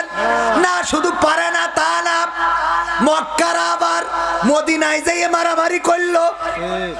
ঠিক না বে ঠিক? বদরের যুদ্ধ, রমজান মাসের ১৭ই রমাদান বদর দিবস। এই রোজার মাসেও রাসূলের রোজা ঠিক মতো পালন করতে তিনি, যে বাড়িতে তো খেদাইস তো ভালো কথা, আবার উখেন যাইয়ে তো ডেকে নিয়ে মারামারি করছে। কত বড় শয়তানের শয়তান আবু জাহেল। সে ওই বদরের যুদ্ধে মরেছে না মরে নাই? অনেক বড় ইতিহাস। আমি এবারও যাওয়ার পরে আবু জাহেল যেখানে মরিয়ে ওর লাশ পড়েছিল ওই জায়গায় এখন বুঝাই দিয়েছে একটা কূপ মতো গর্ত মতো ছিল, ওখানে যে যা যায় যাইয়ে কাশ ফুটা নাকে ফুটা, তারপরে মানে যত রকম উচ্ছিষ্ট আছে সব মনের দুঃখই ফেলে ওখানে, যে তুই আমার রাসূলের এত কষ্ট দিছিস। তো এই জন্যই ওই জায়গাটা সৌদি আরবের সরকার একটু সুন্দর করতেছে যেন এখানে খারাপ কিছু না ফেলে। তারপরেও হাজিরা যাইয়ে থুতু নিক্ষেপ করে। আমার সাথে হজে গেল বগুড়ার ২ জন ব্যক্তি, ভ্যান চালক, কি চালক, ভ্যান চালায়া টাকা পয়সা জোগাড় করে আমার সাথে গিয়েছে। আমার সাথে মানে আমাদের সাথে। আমরা যাওয়ার পরে যখন তাওয়াফ করতেছে দেখি চোখের পানি, চোখের পানি ঝরতেছে এই ভ্যান চালকের। আমি বললাম এরাই তো জান্নাতি, এরাই জান্নাতি। কাবা ঘর তাওয়াফ করছে আর চোখের অশ্রু টপ টপ করে দাড়ি ভিজে ভিজে পড়ছে। এই মানুষটা উমরা শেষে বলতেছে 40টা বছর ধরে ভ্যান চালাইয়ে টাকা জোগাড় করলাম, আমার একটা কাজ এখনো বাকি আছে, বাবা একটু করাই দিবা। কইলাম কি? কয় আবু জাহেলের বাড়ি নাকি টয়লেট হয়েছে, ওখানে না হেগে তুই যাব না, আমার এই স্বপ্নটা বাকি। সত্য ঘটনা। আরে মানুষ রাসূলকে কত ভালোবাসে। আমাদের দেশের মানুষ হজ করতে যায়, ওমরা করতে যায় বৃদ্ধকালে, যে এই 7টা পাক দিয়ে এই আর হবে না আমার, যাওয়ার দরকার যে কালে সেই কালে যায়। ওর বিশাল টাকার অভাব, ওমরায় যাইতে 1,10,000 20,000 30,000 খরচ হয়, এইটা ম্যানেজ হয় না। ও 2 লাখ টাকা করি জমি বন্ধক, 5 বিঘে জমি বন্ধক রেখে দেয়, তাহলে কয় লাখ টাকা লাগে? ভাই ওমরা করেছেন? আমার ভাই এখনো ওমরা করার সুযোগ হয়নি, অথচ ইসলামী ব্যাংক নিয়ে লাখ লাখ টাকার লেনদেন, কোটি কোটি টাকা। সামনের পর কেউ তো লজ্জা দিতে পারবো না, কারণ মুখ ডেকে বসে থাকবে। ঠিক না বেটে? একটু ওমরা যাওয়ার নিয়তটা করেন, আল্লাহ কবুল করুন, আমিন, আল্লাহ কবুল করুন। বেশি টাকা লাগে না তো। আর যাই ওখানে যদি খুব অভাব পড়ে যায়, নামাজ শেষে ওই ফকিররা দাঁড়ায় থাকে, হাত পেতে দাঁড়ায় থাকবেন, যা মনে করেন খরচ হবে আবার উঠে নিয়ে চলে আসা যাবে। আমার আব্বা মারা যাওয়ার পরে এক চাচা আমার বলছে যে আমি আমাদের কত করি বললাম যে তুই আমার একটু নিয়ে চল, মাহফিলি নিয়ে যেয়ে আমার একটা চলার রাস্তা করি দে। তাই বলছে আপনার কোনো কুরআন হাদিসের জ্ঞান নেই, আপনি মাহফিলি যাই কি করবেন? বলছে তোর আব্বার সে বুদ্ধি দিয়েছিলাম। কি বুদ্ধি? বলছে আমি যাইয়ে চেয়ারে চোখ বুঝে বসে থাকবো, আপনি ওয়াজ শেষে বলি দেবেন যে এক কান আমার মোটরসাইকেলের তলে পড়ছিল, তা ধরে নিয়ে আসি, যে যা পারেন 2-5 টাকা করে দেন। বুদ্ধি দেখেছেন কত? শয়তানি বুদ্ধির মানুষের তো অভাব নেই। একজন মারা যাওয়ার সময় সন্তানদের ওসিয়াত করতেছে, আমি মারা যাওয়ার পরে আমার লাশটা তোরা করবে কি, পুরনো গোরস্থানের কাপড় চুরি করে এনে আমারে দাফন কাফন করবি। তা বলছে আব্বা সুদ খেয়ে এত টাকা বানাইছাও, ইসলামী ব্যাংকের এজেন্ট ব্যাংক নিয়ে এত টাকা বানাইছাও, এসব টাকা কনে যাবে? তা বলছে যেখানে যাই যাইবানে তুই পুরনো কাপড় দিয়ে আমার দাফন কাপড়টা করবি। বলছে কিসের জন্য? আছে বুদ্ধি আছে, কারণ বুদ্ধি করে কত আলেমুলামা সাইজ করলাম, বুদ্ধি করি কত মানুষের টেঙাই দিলাম, বুদ্ধি করি কত মানুষের বিদেশে পাঠাই দিলাম, বুদ্ধি করি মামুনুল হকের এখনো কথা কয় না, আছে না নাই? আমাদের বুদ্ধির তো শেষ নেই। বুদ্ধি করতে করতে মাথায় টাক পড়া সারা। টাকলা মুরাদের বউ বলতেছে, এক জায়গায় হাদিসই শুনেছে যে আল্লাহ রাসূল বলেছে যে তার স্বামীর মুখমণ্ডল মাথায় মধ্যে মায়ার সাথে হাত বুলাই দেয়, আদর যত্ন করে কপাল টিপে দেয়, ওই স্বামীর মাথায় যত চুল আছে ওর আমল নামায় তত সোয়াব লিখে দেওয়া হয়। টাকলা মুরাদের বউ সিরকুট দেশটা, আমার উপায় কি হবে তাহলে? আমার স্বামীর মাথায় তো চাইরে নাও মাল নেই, তাহলে আমার অবস্থা কি হবে? বেকায়দা অবস্থা না? তো এখন ওই কাফন, এই দেখেন ওয়াজ একটু মন দে না শুনলি, কাফনের ওসিয়াত করেছে যে কাফনের কাপড় দিয়ে, পুরনো কাপড় দিয়ে আমারে। কারণ কি? কারণ এটা একটা বুদ্ধির খেলা। কি বুদ্ধি? কয় তোদের কি বলাই লাগবে? আপা বলি যাও, মরেই যখন যাবা শেষ বুদ্ধিটা বলি যাও। তা বলছে যে খোকা মরি যাওয়ার পরে শুনেছি ফেরেশতা জিজ্ঞেস করবে মান রব্বুকা ওয়া মান দিনুকা ওয়া মান নাবিয়ুকা। তো আমি এ উত্তর কি করে দেবো? সারা জীবন তো আল্লাহর পথে চলিনি, বরং এই পথে যারা চলি চোখের তো আরো তেজ মেরে দিছি। তো এই জন্যই পুরোনো কাফনের কাপড় দিয়ে যদি আমার কবর দিস, আমার কাছে ফেরেশতারা এসে যখন জিজ্ঞেস করবে যে মান রব্বুকা মান দিনুকা মান নাবিয়ুকা, আমি বলবো আমি এই প্রশ্নের উত্তর আর কবার দেবো? তো ফেরেশতারা বলবে কেন? তো বলবো আমার কাফন দেখি বুঝতে পারছো না আমি কি আজকের লাশ? কাফনের কাপড় পুরনো হয়ে ছিঁড়ে যাতে গেল, আবার এসে বলছে আছে মান রব্বুকা মান দিনুকা মান নাবিয়ুকা। কত বড় খাটাস বুদ্ধিমান, আছে না নাই?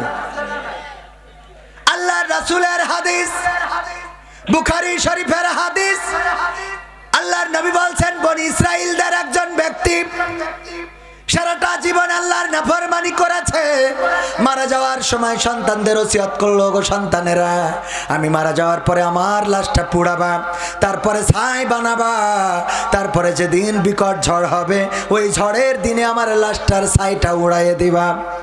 কোন কোন হাদিসে এসেছে উনি ওসিয়ত করেছে বাতাসে উড়াই দিবা এবং পানিতে সাগরে ভাসিয়ে দিবা, দুইটা কাজ করে দিবা।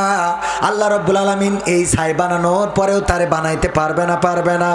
আল্লাহ বললেন কোন, সাথে সাথে ফায়া কোন হয়ে গেল।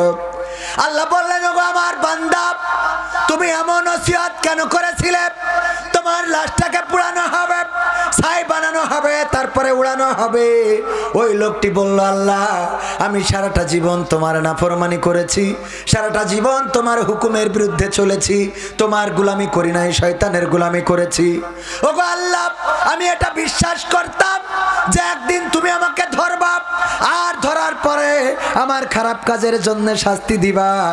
এই কারণে তোমার ভয়ে আমি আমার সন্তানদেরকে বললাম আমার এই লাশটা পুড়াবা, ছাই বানাবা, তারপরে উড়াইয়ে দিবা।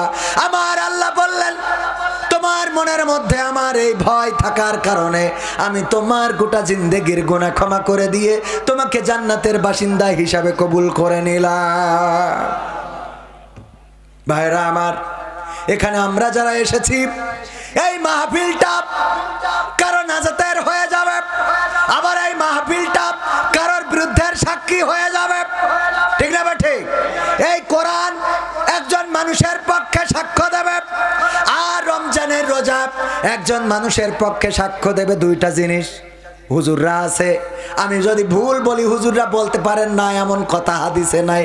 আল্লাহ রাসূল বলছেন কিয়ামতের ময়দানে কোরআন বলবে ওগো আল্লাহ আমি তোমার বান্দাদেরকে রাত জাগিয়ে রেখেছিলাম, ঘুমাতে দেই নাই, নির্ঘুম রাত কেটেছে তাদের, কোরআন তেলাওয়াত করেছে, কোরআন পড়েছে, কোরআন শুনেছে, কোরআন কায়েমের আন্দোলনের জন্য সময় ব্যয় করেছে। কোরআন বলবে আমি তার নির্ঘুম রাত রেখেছি, এই জন্য আল্লাহ তুমি তাকে ক্ষমা করে দাও। আর রমজানের রোজা বলবে ওগো আল্লাহ আমি তাকে উপবাস রেখেছিলাম, তাকে শারীরিক যৌন চাহিদা থেকে আমি তাকে বিরত রেখেছিলাম, সুতরাং আমি সুপারিশ করছি আল্লাহ তুমি এই বান্দাকে ক্ষমা করে দাও। আল্লাহ রাসূল বলছেন রমজানের সুপারিশ এবং পবিত্র কোরআনের সুপারিশ আল্লাহ গ্রহণ করে নেবেন এবং ওই বান্দার ক্ষমা করে দিয়ে জান্নাতের মালিক করে দিবেন। বলেন সুবহানাল্লাহ। সেই কোরআনের সুপারিশ পাওয়ার দরকার আছে না নাই? আল্লাহ বলছেন ওয়াইযা কুরিয়াল কুরআনু ফাসতামিউ লাহু ওয়া আনসিতু লাআল্লাকুম তুরহামুন। আমার আল্লাহ বলছেন যখন তোমাদের সামনে কোরআন পড়া হয়, কোরআন থেকে তেলাওয়াত করা হয়, কোরআন থেকে বলা হয়, তখন তোমরা তোমাদের হৃদয়ের কান দিয়ে চুপ থেকে শোনো, যাতে করে তোমাদের উপরে আল্লাহর রহমত বর্ষণ হতে পারে। সেই আল্লাহর রহমত নেওয়ার দরকার আছে না নাই? আর মাত্র কয়েকটা মিনিট মা বোনেরা এসেছেন, আল্লাহ মা বোনদের ব্যাপারে বলেছেন ওয়াকারনা ফি বুয়ুতিকুন্না ওয়ালা তাবাররাজনা তাবাররুজাল জাহিলিয়াতিল উলা। ওগো নারীরা পর্দার মধ্যে থাকো, জাহিলি যুগের মেয়েদের মতো বেপর্দা হয়ে নিজেদেরকে প্রদর্শন করে বেড়ায়ও না। কথাটা কার? কাজটা কি? পর্দার মধ্যে থাকা। এক নম্বর কাজ কি? পর্দার মধ্যে থাকা। দুই নম্বর কাজ হলো জাহিলি যুগের মেয়েদের মতো সাজুগুজু না করা। কিন্তু এখন সাজুগুজু করার আল্লাহর ওলি আছে না নাই? এত সাজা সাজে বিউটি পার্লার গুলো উন্নয়নের একটা অংশ, ঠিক না বেঠিক? ঘরে ঘরে বিউটি পার্লার আছে না নাই? আছে না নাই? ঘরে ঘরে বিউটি পার্লার। এক মাছ, স্যাং মাছ, শোল মাছ আপনারা কি বলেন? টাকি মাছ চেনেন কিনা? এখন তো এগুলো আর পাওয়া যায় না, তো চেনবেন কি করে? আগের সময় হ্যাঁ আমলি ক্ষমতা আসার পর পাওয়া যাচ্ছে, দূরও না, মানে এই আধুনিক যুগ আসার পর পাওয়া যাচ্ছে না, ঠিক না বেঠে? এই মাছগুলো এখন পাওয়া যায়। এই যুবক তোদের নেটওয়ার্কের কি সমস্যা কদিন? হ্যাঁ আমার গলা ভালো নেই, অসুস্থ মানুষ, এখানে বুক চেপে ধরি কথা করছি আর তোরা কথার মধ্যে ডিস্টার্ব করছিস মানে কি? তোকে তো মায়া দয়া বলে কিছু নেই, তোকে তো প্রেমও হবে না, বিয়ে তো দূরের কথা, ঠিক না বে ঠিক? একটু মায়া মহব্বত থাকার দরকার আছে না? যাকে ধরের মধ্যে মায়া নেই, আমি কথা বলছি কষ্ট আছে, এটা কি বুঝতে পারছেন আপনারা? তা আমি কাদের জন্য কথা বলছি? আমার জন্য। যা আমি জানি তা তো জানি। আমি এখানে নিঃশ্বাস নিলেই একটা সুসের মতো মানে লাঞ্চ ইনফেকশন হয়েছে। এর আগেও একবার লাঞ্চে পানি হয়েছিল, পিছন দিয়ে সিরিঞ্জ দিয়ে বের করা হয়েছিল। আবার সেটা মনে হচ্ছে ঘুরে এসেছে। তো ডাক্তার বললো যে একটু রেস্ট করতে হবে। তা বললাম যে এখন ইনকামের সময়, অন্তত রোজার মাস না পড়া পর্যন্ত মনে হয় রেস্ট করা হবে না। হ্যাঁ, মানে সত্যি কথা যেটা সেটা বললাম। এই সত্যি কথা সবাই কবে না, বলবে। ওখানে বলছে হুজুর এক্ষুনি শেষ করে দিলি হবে না, আরো চালাইতে হবে। আমি বললাম আর এক জায়গাতে বায়না নিয়ে তুই ওরা তো কাটি করবে আমার, ঠিক না বে ঠিক? তো এই জন্য যাই হোক একটুখানি থাকা যাবে না। টাকি মাছ, স্যাং মাছ, শোল মাছ, আর একটা ধুড়া সাপ। কি সাপ? ঢোড়া সাপ। দুইজনে বন্ধু পাতাইছে। বন্ধু পাতানোর পরে গল্প করতে করতে যাচ্ছে। টাকি মাছ বলতেছে এবার রোজার মাসে আমাদের মন্ত্রী বলেছে যে তোমরা বড়ই দিয়ে আর পেয়ারা দিয়ে ইফতারি করবে, এটা ভালো না খারাপ?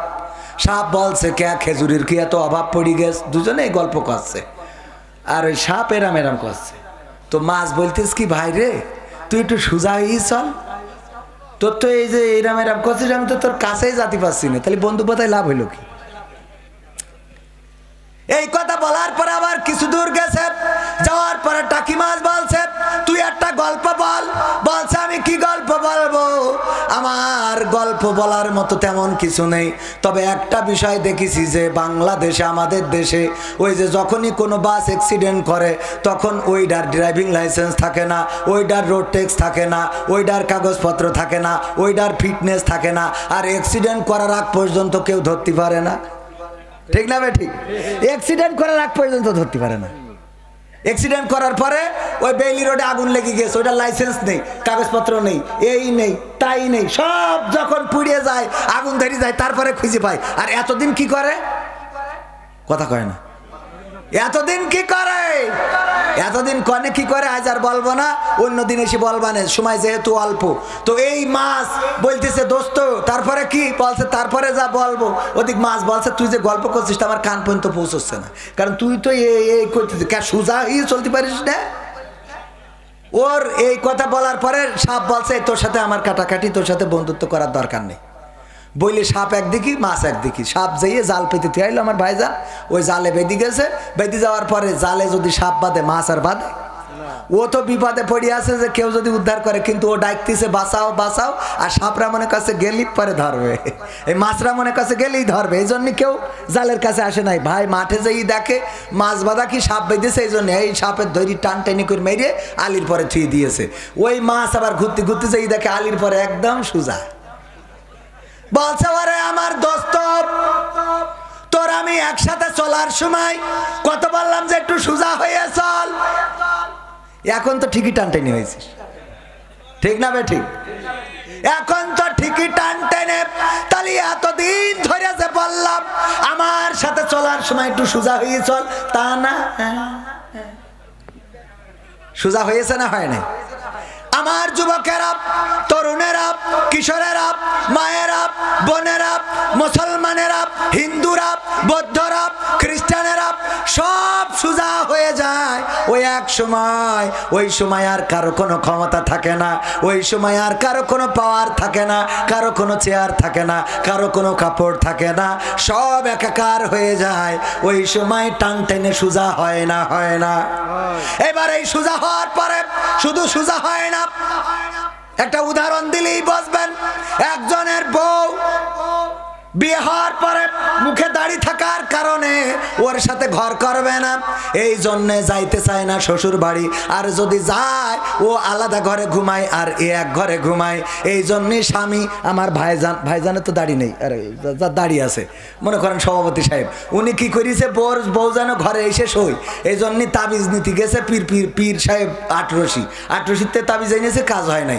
গেছে চরমনায় তাবিজ এনেছে, কাজ হয় নাই। গেছে জামাত ইসলামের নেতার কাছে তাবিজ এনেছে, কাজ হয় নাই। গেছে হেফাজতের কাছে তাবিজ এনেছে, কাজ হয় নাই। গ্রামের এক হুজুর মসজিদ ইমামতি করে, ওর বলছে যে ভাই রে বিয়ে করি বড্ড কষ্টে আছি রে। কেন? তা আমার বউ আমার ঘরে শোয় না। কেন? কয় আমার মুখী দাড়ি, এই নিয়ে ঝামেলা। তা বলছে আমি একটা তাবিজ করে দেবো। তা বলছে তা দেওয়া দিতে তাবিজ করি দেস। ও তাবিজ করে দেওয়ার পরে এইবার ওইটা বালিশের নিচে রেখেছে, ওই দিনই বউ ঘরে এসে শুয়েছে। আরে বাবা, আনন্দ দেখে কিডা। সকালবেলা গোসল করি পরে চলে গেছে বাজারে, যেয়ে মাছ শৈল মাছ, বইল মাছ, গরুর গোশ, মুরগির গোশ, হাতির গোশ, উটির গোশ, ভেড়ার গোশ, কুত্তার গোশ, যা পেয়েছে গড়ে সব কিনে এনেছে। এই নিয়ে স্ত্রীর বলছে রান্না করো। তা বলছে কে? বলছে রান্ধো, আমি একজন দাওয়াত করতে আছি। বলছে কার দাওয়াত করেছ? এত বাজার করেছ কার জন্য? বলছে রান্ধো, আসলে বুঝতে পারবা। কয় না, আগে বলতে হবে কাদের জন্য এত বাজার, এত কেন রান্না করা লাগবে? কয় কারোর জন্য না, আমার গ্রামের ইমাম সাহেবের জন্য। গ্রামের ইমামকে কেউ এত পদের রান্না করে খাওয়ায় নাকি? বাইরেতে কবির বিন সামাদ আসলেও এক কথা ছিল। বলছে না, খাওয়াবো, কারণ আছে। কি কারণ? কারণ আছে, তুমি আগে রান্ধো, তারপরে বলবো। মেয়েরা একটু বেকা হাড়ের তৈরি, ওরা একটু বেকা স্বভাবের। কয় না বললে রানবো না, রান্না করবো না। বলছে দেখো, আমি যে হুজুরির কাছ থেকে তাবিজ করে এনেছি, আনার পরে তুমি আজকে যে হুজুরির তাবিজের বরকতে আমার ঘরে এসে শুইছাও, আমার কলিজাটা ভরে দিছাও, আজকে সেই হুজুরির দাওয়াত করে আজকে খাওয়াবো, এই জন্যে এত বাজার। বলছে এই ঘটনা? বলছে এই ঘটনা। শুধু তাই না, কেন দাওয়াত করেছি? আমি আট্রসি গেলাম, ফুরফুরা গেলাম, সরবনায় গেলাম, জামাতে গেলাম, হেফাজতে গেলাম, কত হুজুর মৌলবী মাওলানার কাছে গেলাম, কত তাবিজ পানি পড়া নিয়ে আসলাম, কাজ হয় নাই। আর গ্রামের ইমাম সাহেবের তাবিজ আনলাম, আর তুমি আমার ঘরে শুইছাও। এরপরেও তুমি কি মনে করো না যে হুজুরির দাওয়াত করে খাওয়ানোর দরকার আছে? কয় আমি হুজুরির তাবিজি আইছি, এটা তোমার বলিস কিটা? কয় বলিস কিটা? তুমি তো গত রাত্রি এসে শুইছাও মাঝরাতি, আমি নিজে পুরো মান। ওরে না, গতকালকে আমি যেই ঘরে শুই, ওই ঘরে শিং কেটে চোর ঢুকেছে। চোর ঢুকার পরে ওই ঘরের মধ্যে আইলা বাইলা সোনা দানা, টাকা পয়সা, টিভি, ফ্রিজ যা ছিল সব বের করে নিয়ে গেছে। লাস্টে আমার দিকে তাকাচ্ছে, আর কিছু যখন নেই, আমি মনে করলাম আমারও কি নিয়ে যায়, তাই ভয়তে তাড়াতাড়ি করে এই ঘরে চলে আইলাম। বোঝা গেছ তো? আমি কারো তাবিজে আসি নাই। স্বামী বলছে ওরে আমার স্ত্রী রে, আর ঘরে ঠিকই আসলি, কিন্তু ঘরটা খালি করার পরে তুই যদি যখন শিং কেটেছে তখনও আসতিস, তাও অন্তত কিছু সম্পদ রক্ষা হতো না? হতো না? কথা কয় না, হতো না? হতো না। তেমনি ভাবে ওগো আমার যুবকেরা, ওগো আমার তরুণেরা, ওগো আমার কিশোরেরা, ওগো আমার মায়েরা, ওগো আমার বোনেরা, সবাই ঠিকই সুজা হয়ে আল্লাহর রাসূলের কাঁধে চড়ে বিসমিল্লাহি ওয়া আলা মিল্লাতি রাসূলিল্লাহ বলে রাসূলের কাঁধে তুলে দেওয়া হয়। এমন একটা সময় কবরে রাখা হয় যে কবরে থাকা ফেরেশতারা বলে ঠিকই এই ঘরে আসলি, কিন্তু সব খালি করে তারপরে আইছিস। ঠিক না বেঠে? তোর তো আর কিছু অবশিষ্ট নেই। আর কটা দিন আগে গুছাই গাছাই আসার দরকার ছিল না? ছিল না? এখন যাদের হুজুর ভালো লাগে না, ওয়াজ ভালো লাগে না, কোরআন ভালো লাগে না, হাদিস ভালো লাগে না, আল্লাহর পথে চলা ভালো লাগে না, রাসূলের পথে চলা ভালো লাগে না, আমার ভাইজানের দাড়ি ভালো লাগে না, এরকম আছে না নাই? দাড়ি রাখলি চুলকা, নিজেরও চুলকায়, অন্যের দাড়ি রাখা দেখেও চুলকায়। এরা ভাই ভালো মানুষ, কিন্তু ভাইরা এখনো উঠে পারিনি, উঠবে না। মার হাবা বলছে, মার হাবা। আল্লাহ আমার ভাইজানের মুখে দাড়ির ব্যবস্থা করে দাও, বলে নামে।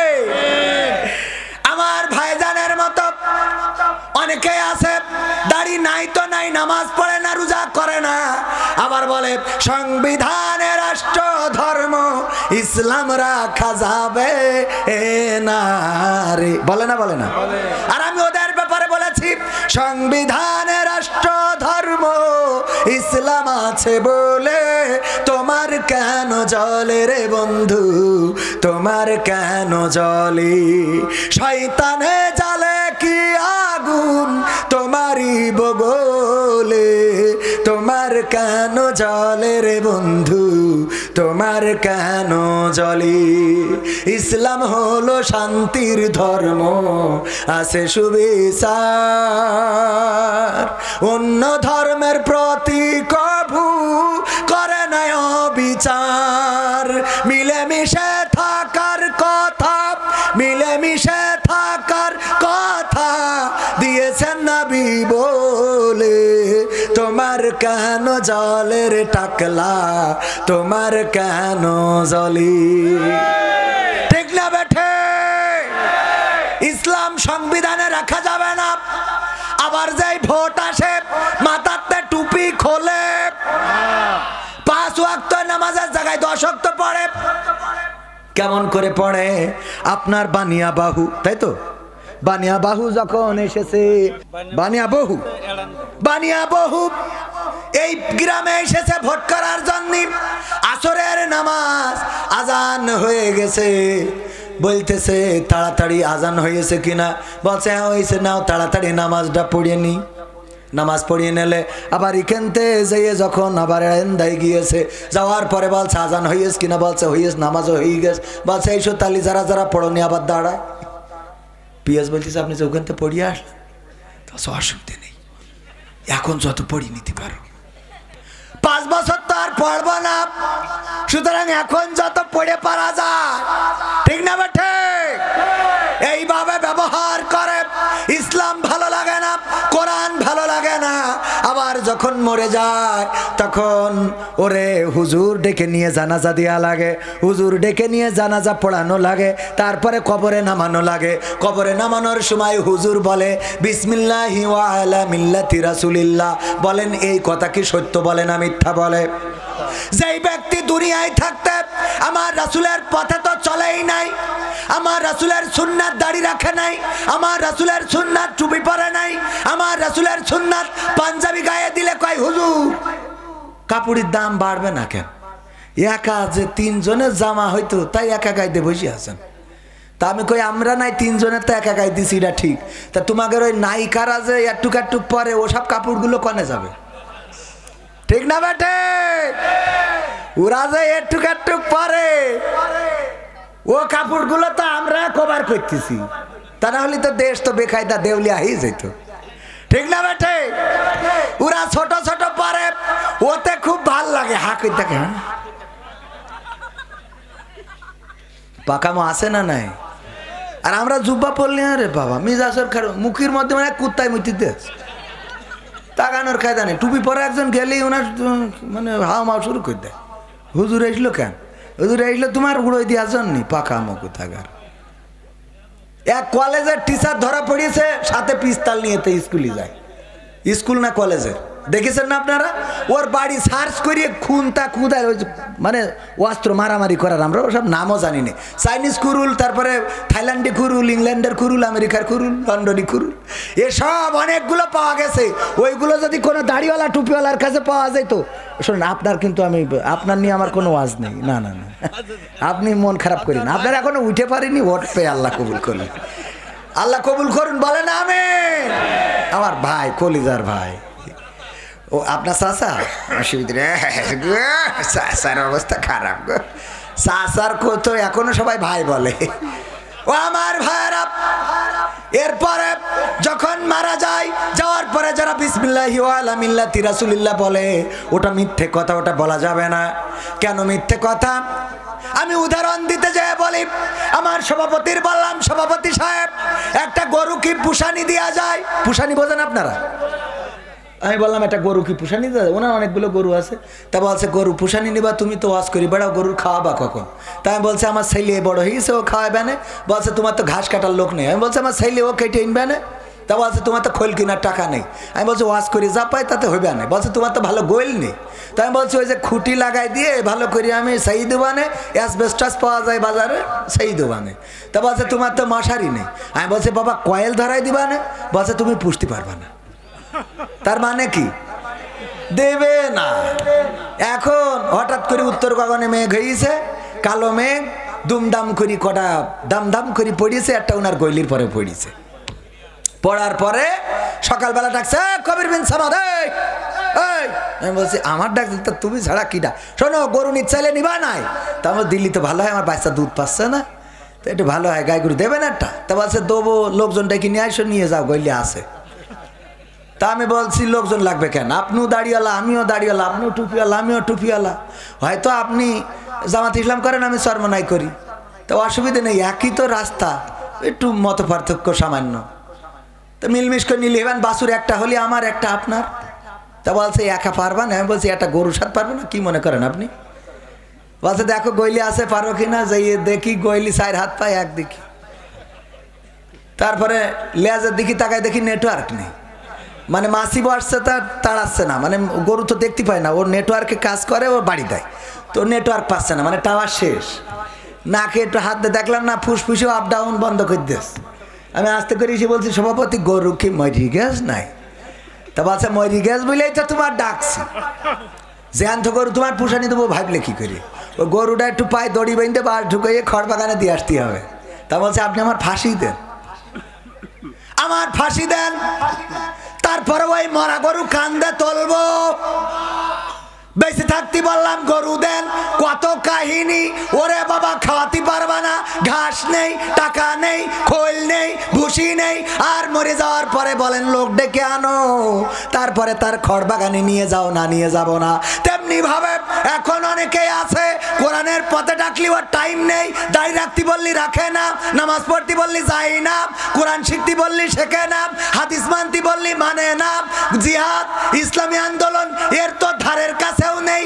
আর মরে যাওয়ার পরে বলে হুজুর গো ও গো আসেন আমার এই লাশটা একটু পার করে দেন। কথা কি বোঝা গেছে? এখন ওই মরা লাশ কি আর কান্দে তোলা যাবে? আমার রাসূল কি কান্দে নেবে? এই জন্যে যারা বোঝে তারা যে কবরে যে বলে না বিসমিল্লাহি ওয়া আলা মিল্লাতি রাসূলিল্লাহ, ওরা করে কি? ওরা আগে দেখে যে এ কোন পন্থী। যদি দেখে যে ও ভারতপন্থী, তাইলে বলে বিসমিল্লাহি ওয়া আলা মিল্লাতি নরেন্দ্র মোদী। বিসমিল্লাহি ওয়া আলা আমেরিকা পন্থী হলি বিসমিল্লাহি ওয়া আলা মিল্লাতি বাইডেন। আর রাশিয়া পন্থী হলি বিসমিল্লাহি ওয়া আলা মিল্লাতি পুতিন। যদি মিশর পন্থী হয় বিসমিল্লাহি ওয়া আলা মিল্লাতি আব্দুল ফাত্তাহ আল সিসি। যদি মায়ানমার পন্থী হয় বিসমিল্লাহি ওয়া আলা মিল্লাতি ওং সাং সুচি। আর অন্য মানুষের নাম করলি কাটি খুলি দেবে, দরকার নেই। ঠিক আছে না বাজান? রাত অনেক হয়ে গেছে, 12টা ছাড়াই গেছে। 12টার মধ্যে শেষ করতে চাইছিলাম। অনেক কষ্ট করে আপনাদের নিয়ে কথা বললাম। মা বোনদের ব্যাপারে কথা বলতে যাচ্ছিলাম। 3টা কাজ। কয়টা কাজ? একটা হলো পর্দার মধ্যে থাকতে হবে, 2 নম্বর হলো সাজুগুজু করা যাবে না, আর 3 নম্বর হলো প্রদর্শন করে বেড়ানো যাবে। এই কাজ দিয়েছেন কে? আল্লাহ দিয়েছেন। সেই কাজ বাদ দিয়ে থুয়ে এখন পর্দার মধ্যে তো এই মুনাজাতটা নিয়ে যান, অন্তত মুনাজাতটা নিয়ে যান, আমরা মুনাজাত করে চলে যাই। একটু সবাই দুরূদ ইব্রাহিম পড়েন। আল্লাহুম্মা সাল্লি আলা মুহাম্মাদ ওয়া আলা আলি মুহাম্মাদ কামা সাল্লাইতা আলা ইব্রাহিম ওয়া আলা আলি ইব্রাহিম ইন্নাকা হামিদুম মাজিদ। আল্লাহুম্মা বারিক আলা মুহাম্মাদ ওয়া আলা আলি মুহাম্মাদ কামা বারাকতা আলা ইব্রাহিম ওয়া আলা আলি ইব্রাহিম ইন্নাকা হামিদুম মাজিদ। আমার উস্তাদ খানিক আগেও বলছিলেন, অ্যাডভোকেট গাজী এনামুল হক বলছে তুমি শর্টকাটে মাহফিল শেষ করবা। আমি বললাম আমি একদম অল্প করে করলেও তাও 2.5 ঘন্টা হয়ে যায়। তা বলছে আল্লাহ রাসূল জীবনে সবচেয়ে লম্বা ভাষণ দিয়েছিলেন বিদায় হজের ভাষণ, আর সেই ভাষণটা কত মিনিট ছিল বলো তো? তা আমি বললাম 27 মিনিট। তা বলছে হয় নাই, আসলে হয় নাই, আমার ভুল হয়েছে। তো আমি বললাম উস্তাদ আপনি বলে দেন। অ্যাডভোকেট গাজী এনামুল হক বললেন 16 মিনিট। কয় মিনিট? 16 মিনিট। আল্লাহ রাসূল সাল্লাল্লাহু আলাইহি সাল্লাম লম্বা ভাষণ দিয়েছিলেন, সেটা ছিল কত মিনিট? 16 মিনিট। আর আমরা আপনি দেখেন যে 10টা 10-এ এসেছি, এখন 12টা 5 বাজে। মুনাজাত করতে করতে 12টা 15 বেজে যাবে না? 2 ঘন্টা কথা বললাম। আমার হাসান আল মামুন লাল ভাই তো আগে স্টেজ সাইডে থুয়ে চলে গেছে আমি আসার আগে। তাহলে আমি কি আপনাদের হক আদায় করেছি না করি নাই? আমি হক আদায় করেছি। এখন যদি আমি আপনাদের কাছে আরেকটুখানি দাবি জানাই, আপনারা রাখবেন? রাখবেন? এই যুবকদের জন্য পকেটের মধ্যে যা বিড়ি খাওয়ার টাকা মাকা আছে আরেকবার একটু ঝাড়া মেরে দেবো, দেবো, দেবো, দেবো। প্যাকেট নিয়ে যাচ্ছে, হ্যাঁ? লাগবে না? লাগবে না? লাগবে না। আমার পক্ষ থেকে 10 ব্যাগ সিমেন্ট। আপনার পক্ষ থেকে 10 ব্যাগ সিমেন্ট কোনে? এই মসজিদের জন্য। সাদের জন্য। আমার বড় ভাই ইসলামী ব্যাংকের প্রোপাইটার কোন বাজারে যান? গোয়ালদার বাজারে। গোয়ালদার। আমি আবার ঠিক মতো আসতে পারি না, তো আমার ওই ইনচার্জে ও আসে, আমি ঠিক মতো আসতে পারি। ভাইজান 10 ব্যাগ সিমেন্ট দিলেন, কয় ব্যাগ? মসজিদের জন্য আল্লাহ কবুল করুন, বলেন আমিন। আর আমি আজকেই দেখলাম জীবনে কোনো এক মাহফিলে টাকা চাচ্ছি, তা বলছে টাকা লাগবে না। আর অধিকাংশ মাহফিলে টাকা তুলে কইল যে ভরি দেওয়ার পরেও 6 লাখ টাকা এক জায়গায় কালেকশন হয়ে, তারপরে বলছে হুজুর এই আমাদের কালেকশন মন মতো হইল না। তারপর তোকের মন ওই রাসূলের ওই কথা, ওই ফুরাত নদীর সেই শুনা হয়ে যাবে, তা তোকের মন ভরানো সম্ভব না। এরকম আছে না নাই? আল্লাহর শুকরিয়া আদায় করলে নিয়ামত বাড়িয়ে দেন কে? আপনারা যা দান করেছেন তাতে ওরা সন্তুষ্ট, আর আপনাদের কাছে বিরক্ত করতে চায় না। আর কোনো কথা না থাকলে মুনাজাত। আলহামদুলিল্লাহি রাব্বিল আলামিন রব্বানা যালামনা আনফুসানা ওয়া ইল্লাম তাগফির লানা ওয়া তারহামনা লানাকুনান্না মিনাল খাসিরিন রব্বানা আতিনা ফিদ দুনিয়া হাসানাতাও ওয়া ফিল আখিরাতি হাসানা ওয়া কিনা আযাবান নার। ওগো আল্লাহ, গভীর রাত, এই গভীর রাতে তোমার বান্দাদের নিয়ে বসে আছি। তোমার বান্দারা কোরআন শোনায় এতটাই মগ্ন হয়ে পড়েছি। আরো যদি ঘন্টার পরে ঘন্টা বলা হতো তাও তোমার বান্দারা বসে থাকতো। আল্লাহ, তোমার যে বান্দারা রমজান আগত এই সময়ে কোরআনের মাহফিলে এসে বসেছি, আল্লাহ তুমি সকলকে তোমার শাহী দরবারে কবুল করে নাও। ওগো আল্লাহ, তুমি সকলের জীবনের গুনাহগুলো ক্ষমা করে দাও। জেনে গুনাহ করেছি, না জেনে গুনাহ করেছি, বুঝে গুনাহ করেছি, না বুঝে গুনাহ করেছি। আমাদের জীবনে এমন অনেক গুনাহ আছে যে গুনাহর খবর যদি মা জানতো ভাত রান্না করে খাওয়াতো না, যদি বাবা জানতো বাড়িতে ঢুকতে দিত না, যদি গ্রামের বন্ধুরা জানতো বন্ধুত্ব রাখতো না, মেম্বার চেয়ারম্যান জানলে বিচার সালিশ বসাতো, স্ত্রী জানলে সংসার করতো না। আবার মা বোনদের মধ্যে এমন অনেকেই আছে, এমন অনেক গুনাহ আছে যদি স্বামী জেনে ফেলতো এমন স্ত্রীর সাথে একটা রাতও কাটাতো না। এমন অনেক গুনাহ আছে পৃথিবীর কেউ জানে না, পৃথিবীর কেউ দেখে নাই। দিনের আলোতে রাতের অন্ধকারে, বনে জঙ্গলে ফাঁকা প্রান্তরে, ছাদের নিচে কিংবা ছাদের উপরে যত গুনাহ করলাম আল্লাহ পৃথিবীর কেউ না দেখলেও তুমি দেখেছো।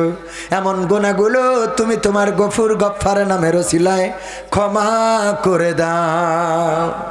ওগো আল্লাহ, তোমার কাছে হাত তুললেই মনে পড়ে যায় জনম দুঃখিনী মায়ের কথা। মা জননী যাদের নাই, চিরজনমের মতো বিদায় নিয়ে চলে গেল, আল্লাহর কোনো দিন ফিরে আসবে না। যেই মা যখন বিছানা ভিজিয়ে দিতাম মা রাগ করে কোনোদিন খাট থেকে ফেলে দেয় নাই, যখন কম্বল ভিজিয়েছি মা রাগ করে আগলা রাখে নাই, বরং ভিজে জায়গাগুলোতে মা থেকেছে আর শুকনা জায়গায় আমাদের রেখেছে। এই মা যাদের চিরজনমের মতো বিদায় নিয়ে চলে গেল, আল্লাহ ওই মায়ের কবরকে জান্নাতের বাগান বানায়া দাও। ওগো আল্লাহ, যাদের বাবা নাই, বাবা এমন একজন বটের ছায়ার মতন, যখন কেউ পাশে থাকে না তখন থাকে বাবা, যখন কেউ খবর রাখে না তখন খবর রাখে বাবা, যখন কেউ আপন থাকে না তখন আপন থাকে বাবা। মাথার ঘাম পায়ে ফেলেছে, দিনের পর দিন কষ্ট করেছে, রিক্সা চালিয়েছে, ভ্যান চালিয়েছে, কত মানুষের কত গালমন্দ সহ্য করেছে, কত মানুষের কত লাথি ঝাঁটা, কত মানুষের কত অপমান সহ্য করেছে। তারপরে আমাদের মুখে দুইটা হার তুলে দিয়েছে। ঈদের দিন নতুন জামা সবার জন্য কিনে দিয়ে এক পাশে দাঁড়িয়ে থাকে বাবা, সবার গায়ে নতুন জামা, ছেলে পড়েছে, মেয়ে পড়েছে, স্ত্রী পড়েছে, বাবার গায়ে প্রথম জামাটা যখন জিজ্ঞাসা করা হয় বাবা সবার জন্য কিনেছ, তোমার জন্য কেন নাই কেন? বাবা ডাক দিয়ে বলে, বাবারা এবার আমার হাতের অবস্থা ভালো না, তোমাদের জন্য কিনেছি, আগামী ঈদে আমি আমার জন্য কিনে নেব। আবার যখন ঈদ আসে তখন আবারও একই কাজ করে। এমন বাবা যাদের চিরজনমের মতো বিদায় নিয়ে চলে গেল, আল্লাহ বাবার কবরকে জান্নাতের বাগান বানায়া দাও। ওগো আল্লাহ, এই গ্রামে যত কবরবাসী ঘুমানো সকল কবরকে মাফ করে দাও। এই গ্রামের সকল মানুষদেরকে কবুল করে নাও, আমার যুবকদেরকে কবুল করে নাও, আমার ছাত্রদেরকে কবুল করে নাও, আমার মাহফিলের সভাপতিকে কবুল করে নাও, প্রধান অতিথি বিশেষ অতিথি সবাইকে কবুল করে নাও। ওগো আল্লাহ, যুবকরা যে আয়োজন করেছে এই আয়োজন কিয়ামত পর্যন্ত যেন করতে পারে। এই মাহফিলটা কিয়ামত পর্যন্ত ধারাবাহিকতা রাখার তৌফিক দান করে দাও আল্লাহ। যুবকদের মধ্যে যাদের কর্ম নাই চাকরির ব্যবস্থা করে দাও, ইনকামে বরকত দান করে দাও আল্লাহ। পর্দার অন্তরালে যত মা বোনেরা হাত তুলেছে মা বোনদেরকে কবুল করে নাও আল্লাহ। অনেক মা বোন আছে অসুস্থ, স্বামীর সংসারের কথা চিন্তা করে নিজের অসুস্থতার কথা বলে না, এমন যারা আছে আল্লাহ মা বোনদের অসুস্থতা থেকে সুস্থতা দান করে দাও আল্লাহ। মা বোনদের যাদের মা নাই বাবা নাই, বিয়ের দিন মা বাবা কত কেঁদে কেঁদে জামাইয়ের হাতে মেয়েটা তুলে দিয়েছিল, যেন মেয়েটা মারা গেল এমন একটা বিদায় দিয়ে দিল। এই মা বাবা যাদের চিরজনমের মতো বিদায় নিয়ে অন্ধকার কবরে চলে গেছে আল্লাহ, কবরগুলো জান্নাতের বাগান বানায়া দাও। ওগো আল্লাহ, গোয়ালা বাজারে আমার বড় ভাইয়ের ইসলামী ব্যাংকের এজেন্ট ব্যাংক রয়েছে আল্লাহ, তুমি বরকত দান করে দাও আল্লাহ। ইসলামী ব্যাংকের সাথে যেন মুসলমানেরা লেনদেন করতে পারে তৌফিক দান করে দাও আল্লাহ। ইসলামী ব্যাংকের বিরুদ্ধে যত ষড়যন্ত্র আছে দূর করে দাও আল্লাহ। তুমি তোমার এই ব্যাংকটাকে যারা প্রতিষ্ঠিত করেছিল তাদেরকে তুমি জান্নাতের বাসিন্দা হিসাবে কবুল করে নাও। ওগো আল্লাহ, তোমার কাছে খাস করে ফরিয়াদ করি, আমার মতো অনেকে অসুস্থ থাকতে পারে, নিজের জন্য তেমন একটা দোয়া করি না, নিজের ডাক্তার দেখানো তেমন একটা হয় না, আমার ডাক্তারের কাছে নিয়ে যাবে এমন আপন তো কাউকেও খুঁজে পায় না। নিজে অসুস্থ হইলে নিজেই গাড়ি চালায় হাসপাতালে গিয়ে ভর্তি হই। বাবাকে হারাইছি 22 বছর, মাথায় হাত বোলানোর মতো কেউ নাই আল্লাহ। এতিম তুমি ছায়া হয়ে বড় করে দিয়েছো। গতকালকেও যখন নিঃশ্বাস নিতে পারছিলাম না, নিজে গাড়ি ড্রাইভ করে হাসপাতালে গিয়েছি আল্লাহ। তুমি জানো, কথা বলছি, নিঃশ্বাস নিচ্ছি, বুকে কত ব্যথা তুমি জানো আল্লাহ, কত কষ্ট করে কথা বলছি আল্লাহ। সুস্থতা দান করে দাও আল্লাহ, ভুল ভ্রান্তি থাকলে ক্ষমা করে দাও, তোমার অপছন্দনীয় কোনো কাজ করে থাকলে ক্ষমা করে দাও আল্লাহ। যদি হায়াত না রাখো ইমানের সাথে মাউত দাও আল্লাহ। তোমার কাছে খাস করে ফরিয়াদ করি, আমার মতো অসুস্থ যারা আল্লাহ সুস্থতা দান করে দাও আল্লাহ। আমার রনি ভাইকে কবুল করে নাও, এই মাহফিলের জন্য দিনরাত পরিশ্রম করেছে আল্লাহ, তারা হায়াতে বরকত দান করে দাও।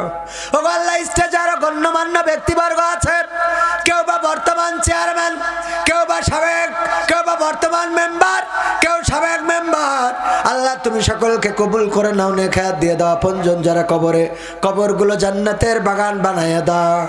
ওগো আল্লাহ, রমজানের মাস রোজা রাখার তৌফিক দান করে দাও।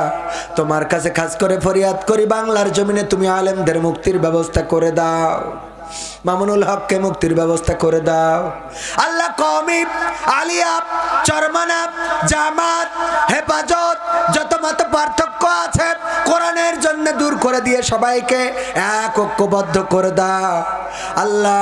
চরমনা বলো আল্লাহ, চরমনায় হেফাজত, জামাত, আওয়ামী লীগ, বিএনপি, জাসদ, বাসদ যারাই আছে বাংলাদেশে কোরআনের জন্য এক পতাকা তলে আসার তৌফিক দান করে দাও। আখেরি ফরিয়াদ, মালাকুল মাউত কবে আসবে জানি না, জানটা নিয়ে উড়াল দেবে, পড়ে থাকবো লাশ হয়ে।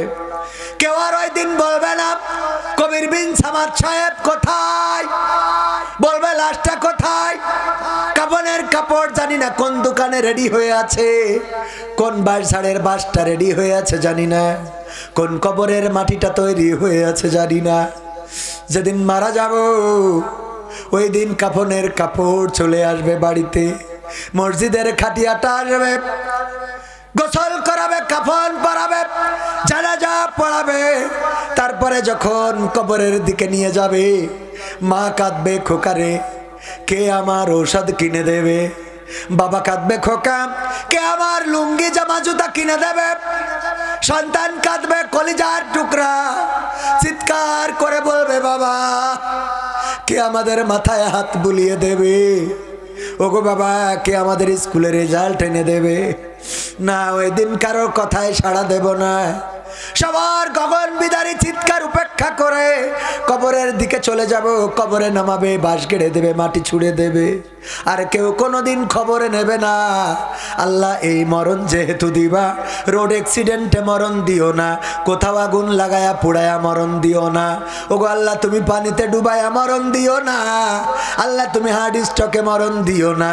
মরণ যখন দিবা গো আল্লাহ কোরআন কায়েমের আন্দোলনে থেকে যেন বুকের রক্ত দিয়ে শহীদ হইতে পারি সেই তৌফিক দান করে দাও। আর মরণকালে আমাদের সবার জবানে জারি করে দিও আখেরি কালেমা লা ইলাহা ইল্লাল্লাহু মুহাম্মাদুর রাসূলুল্লাহ।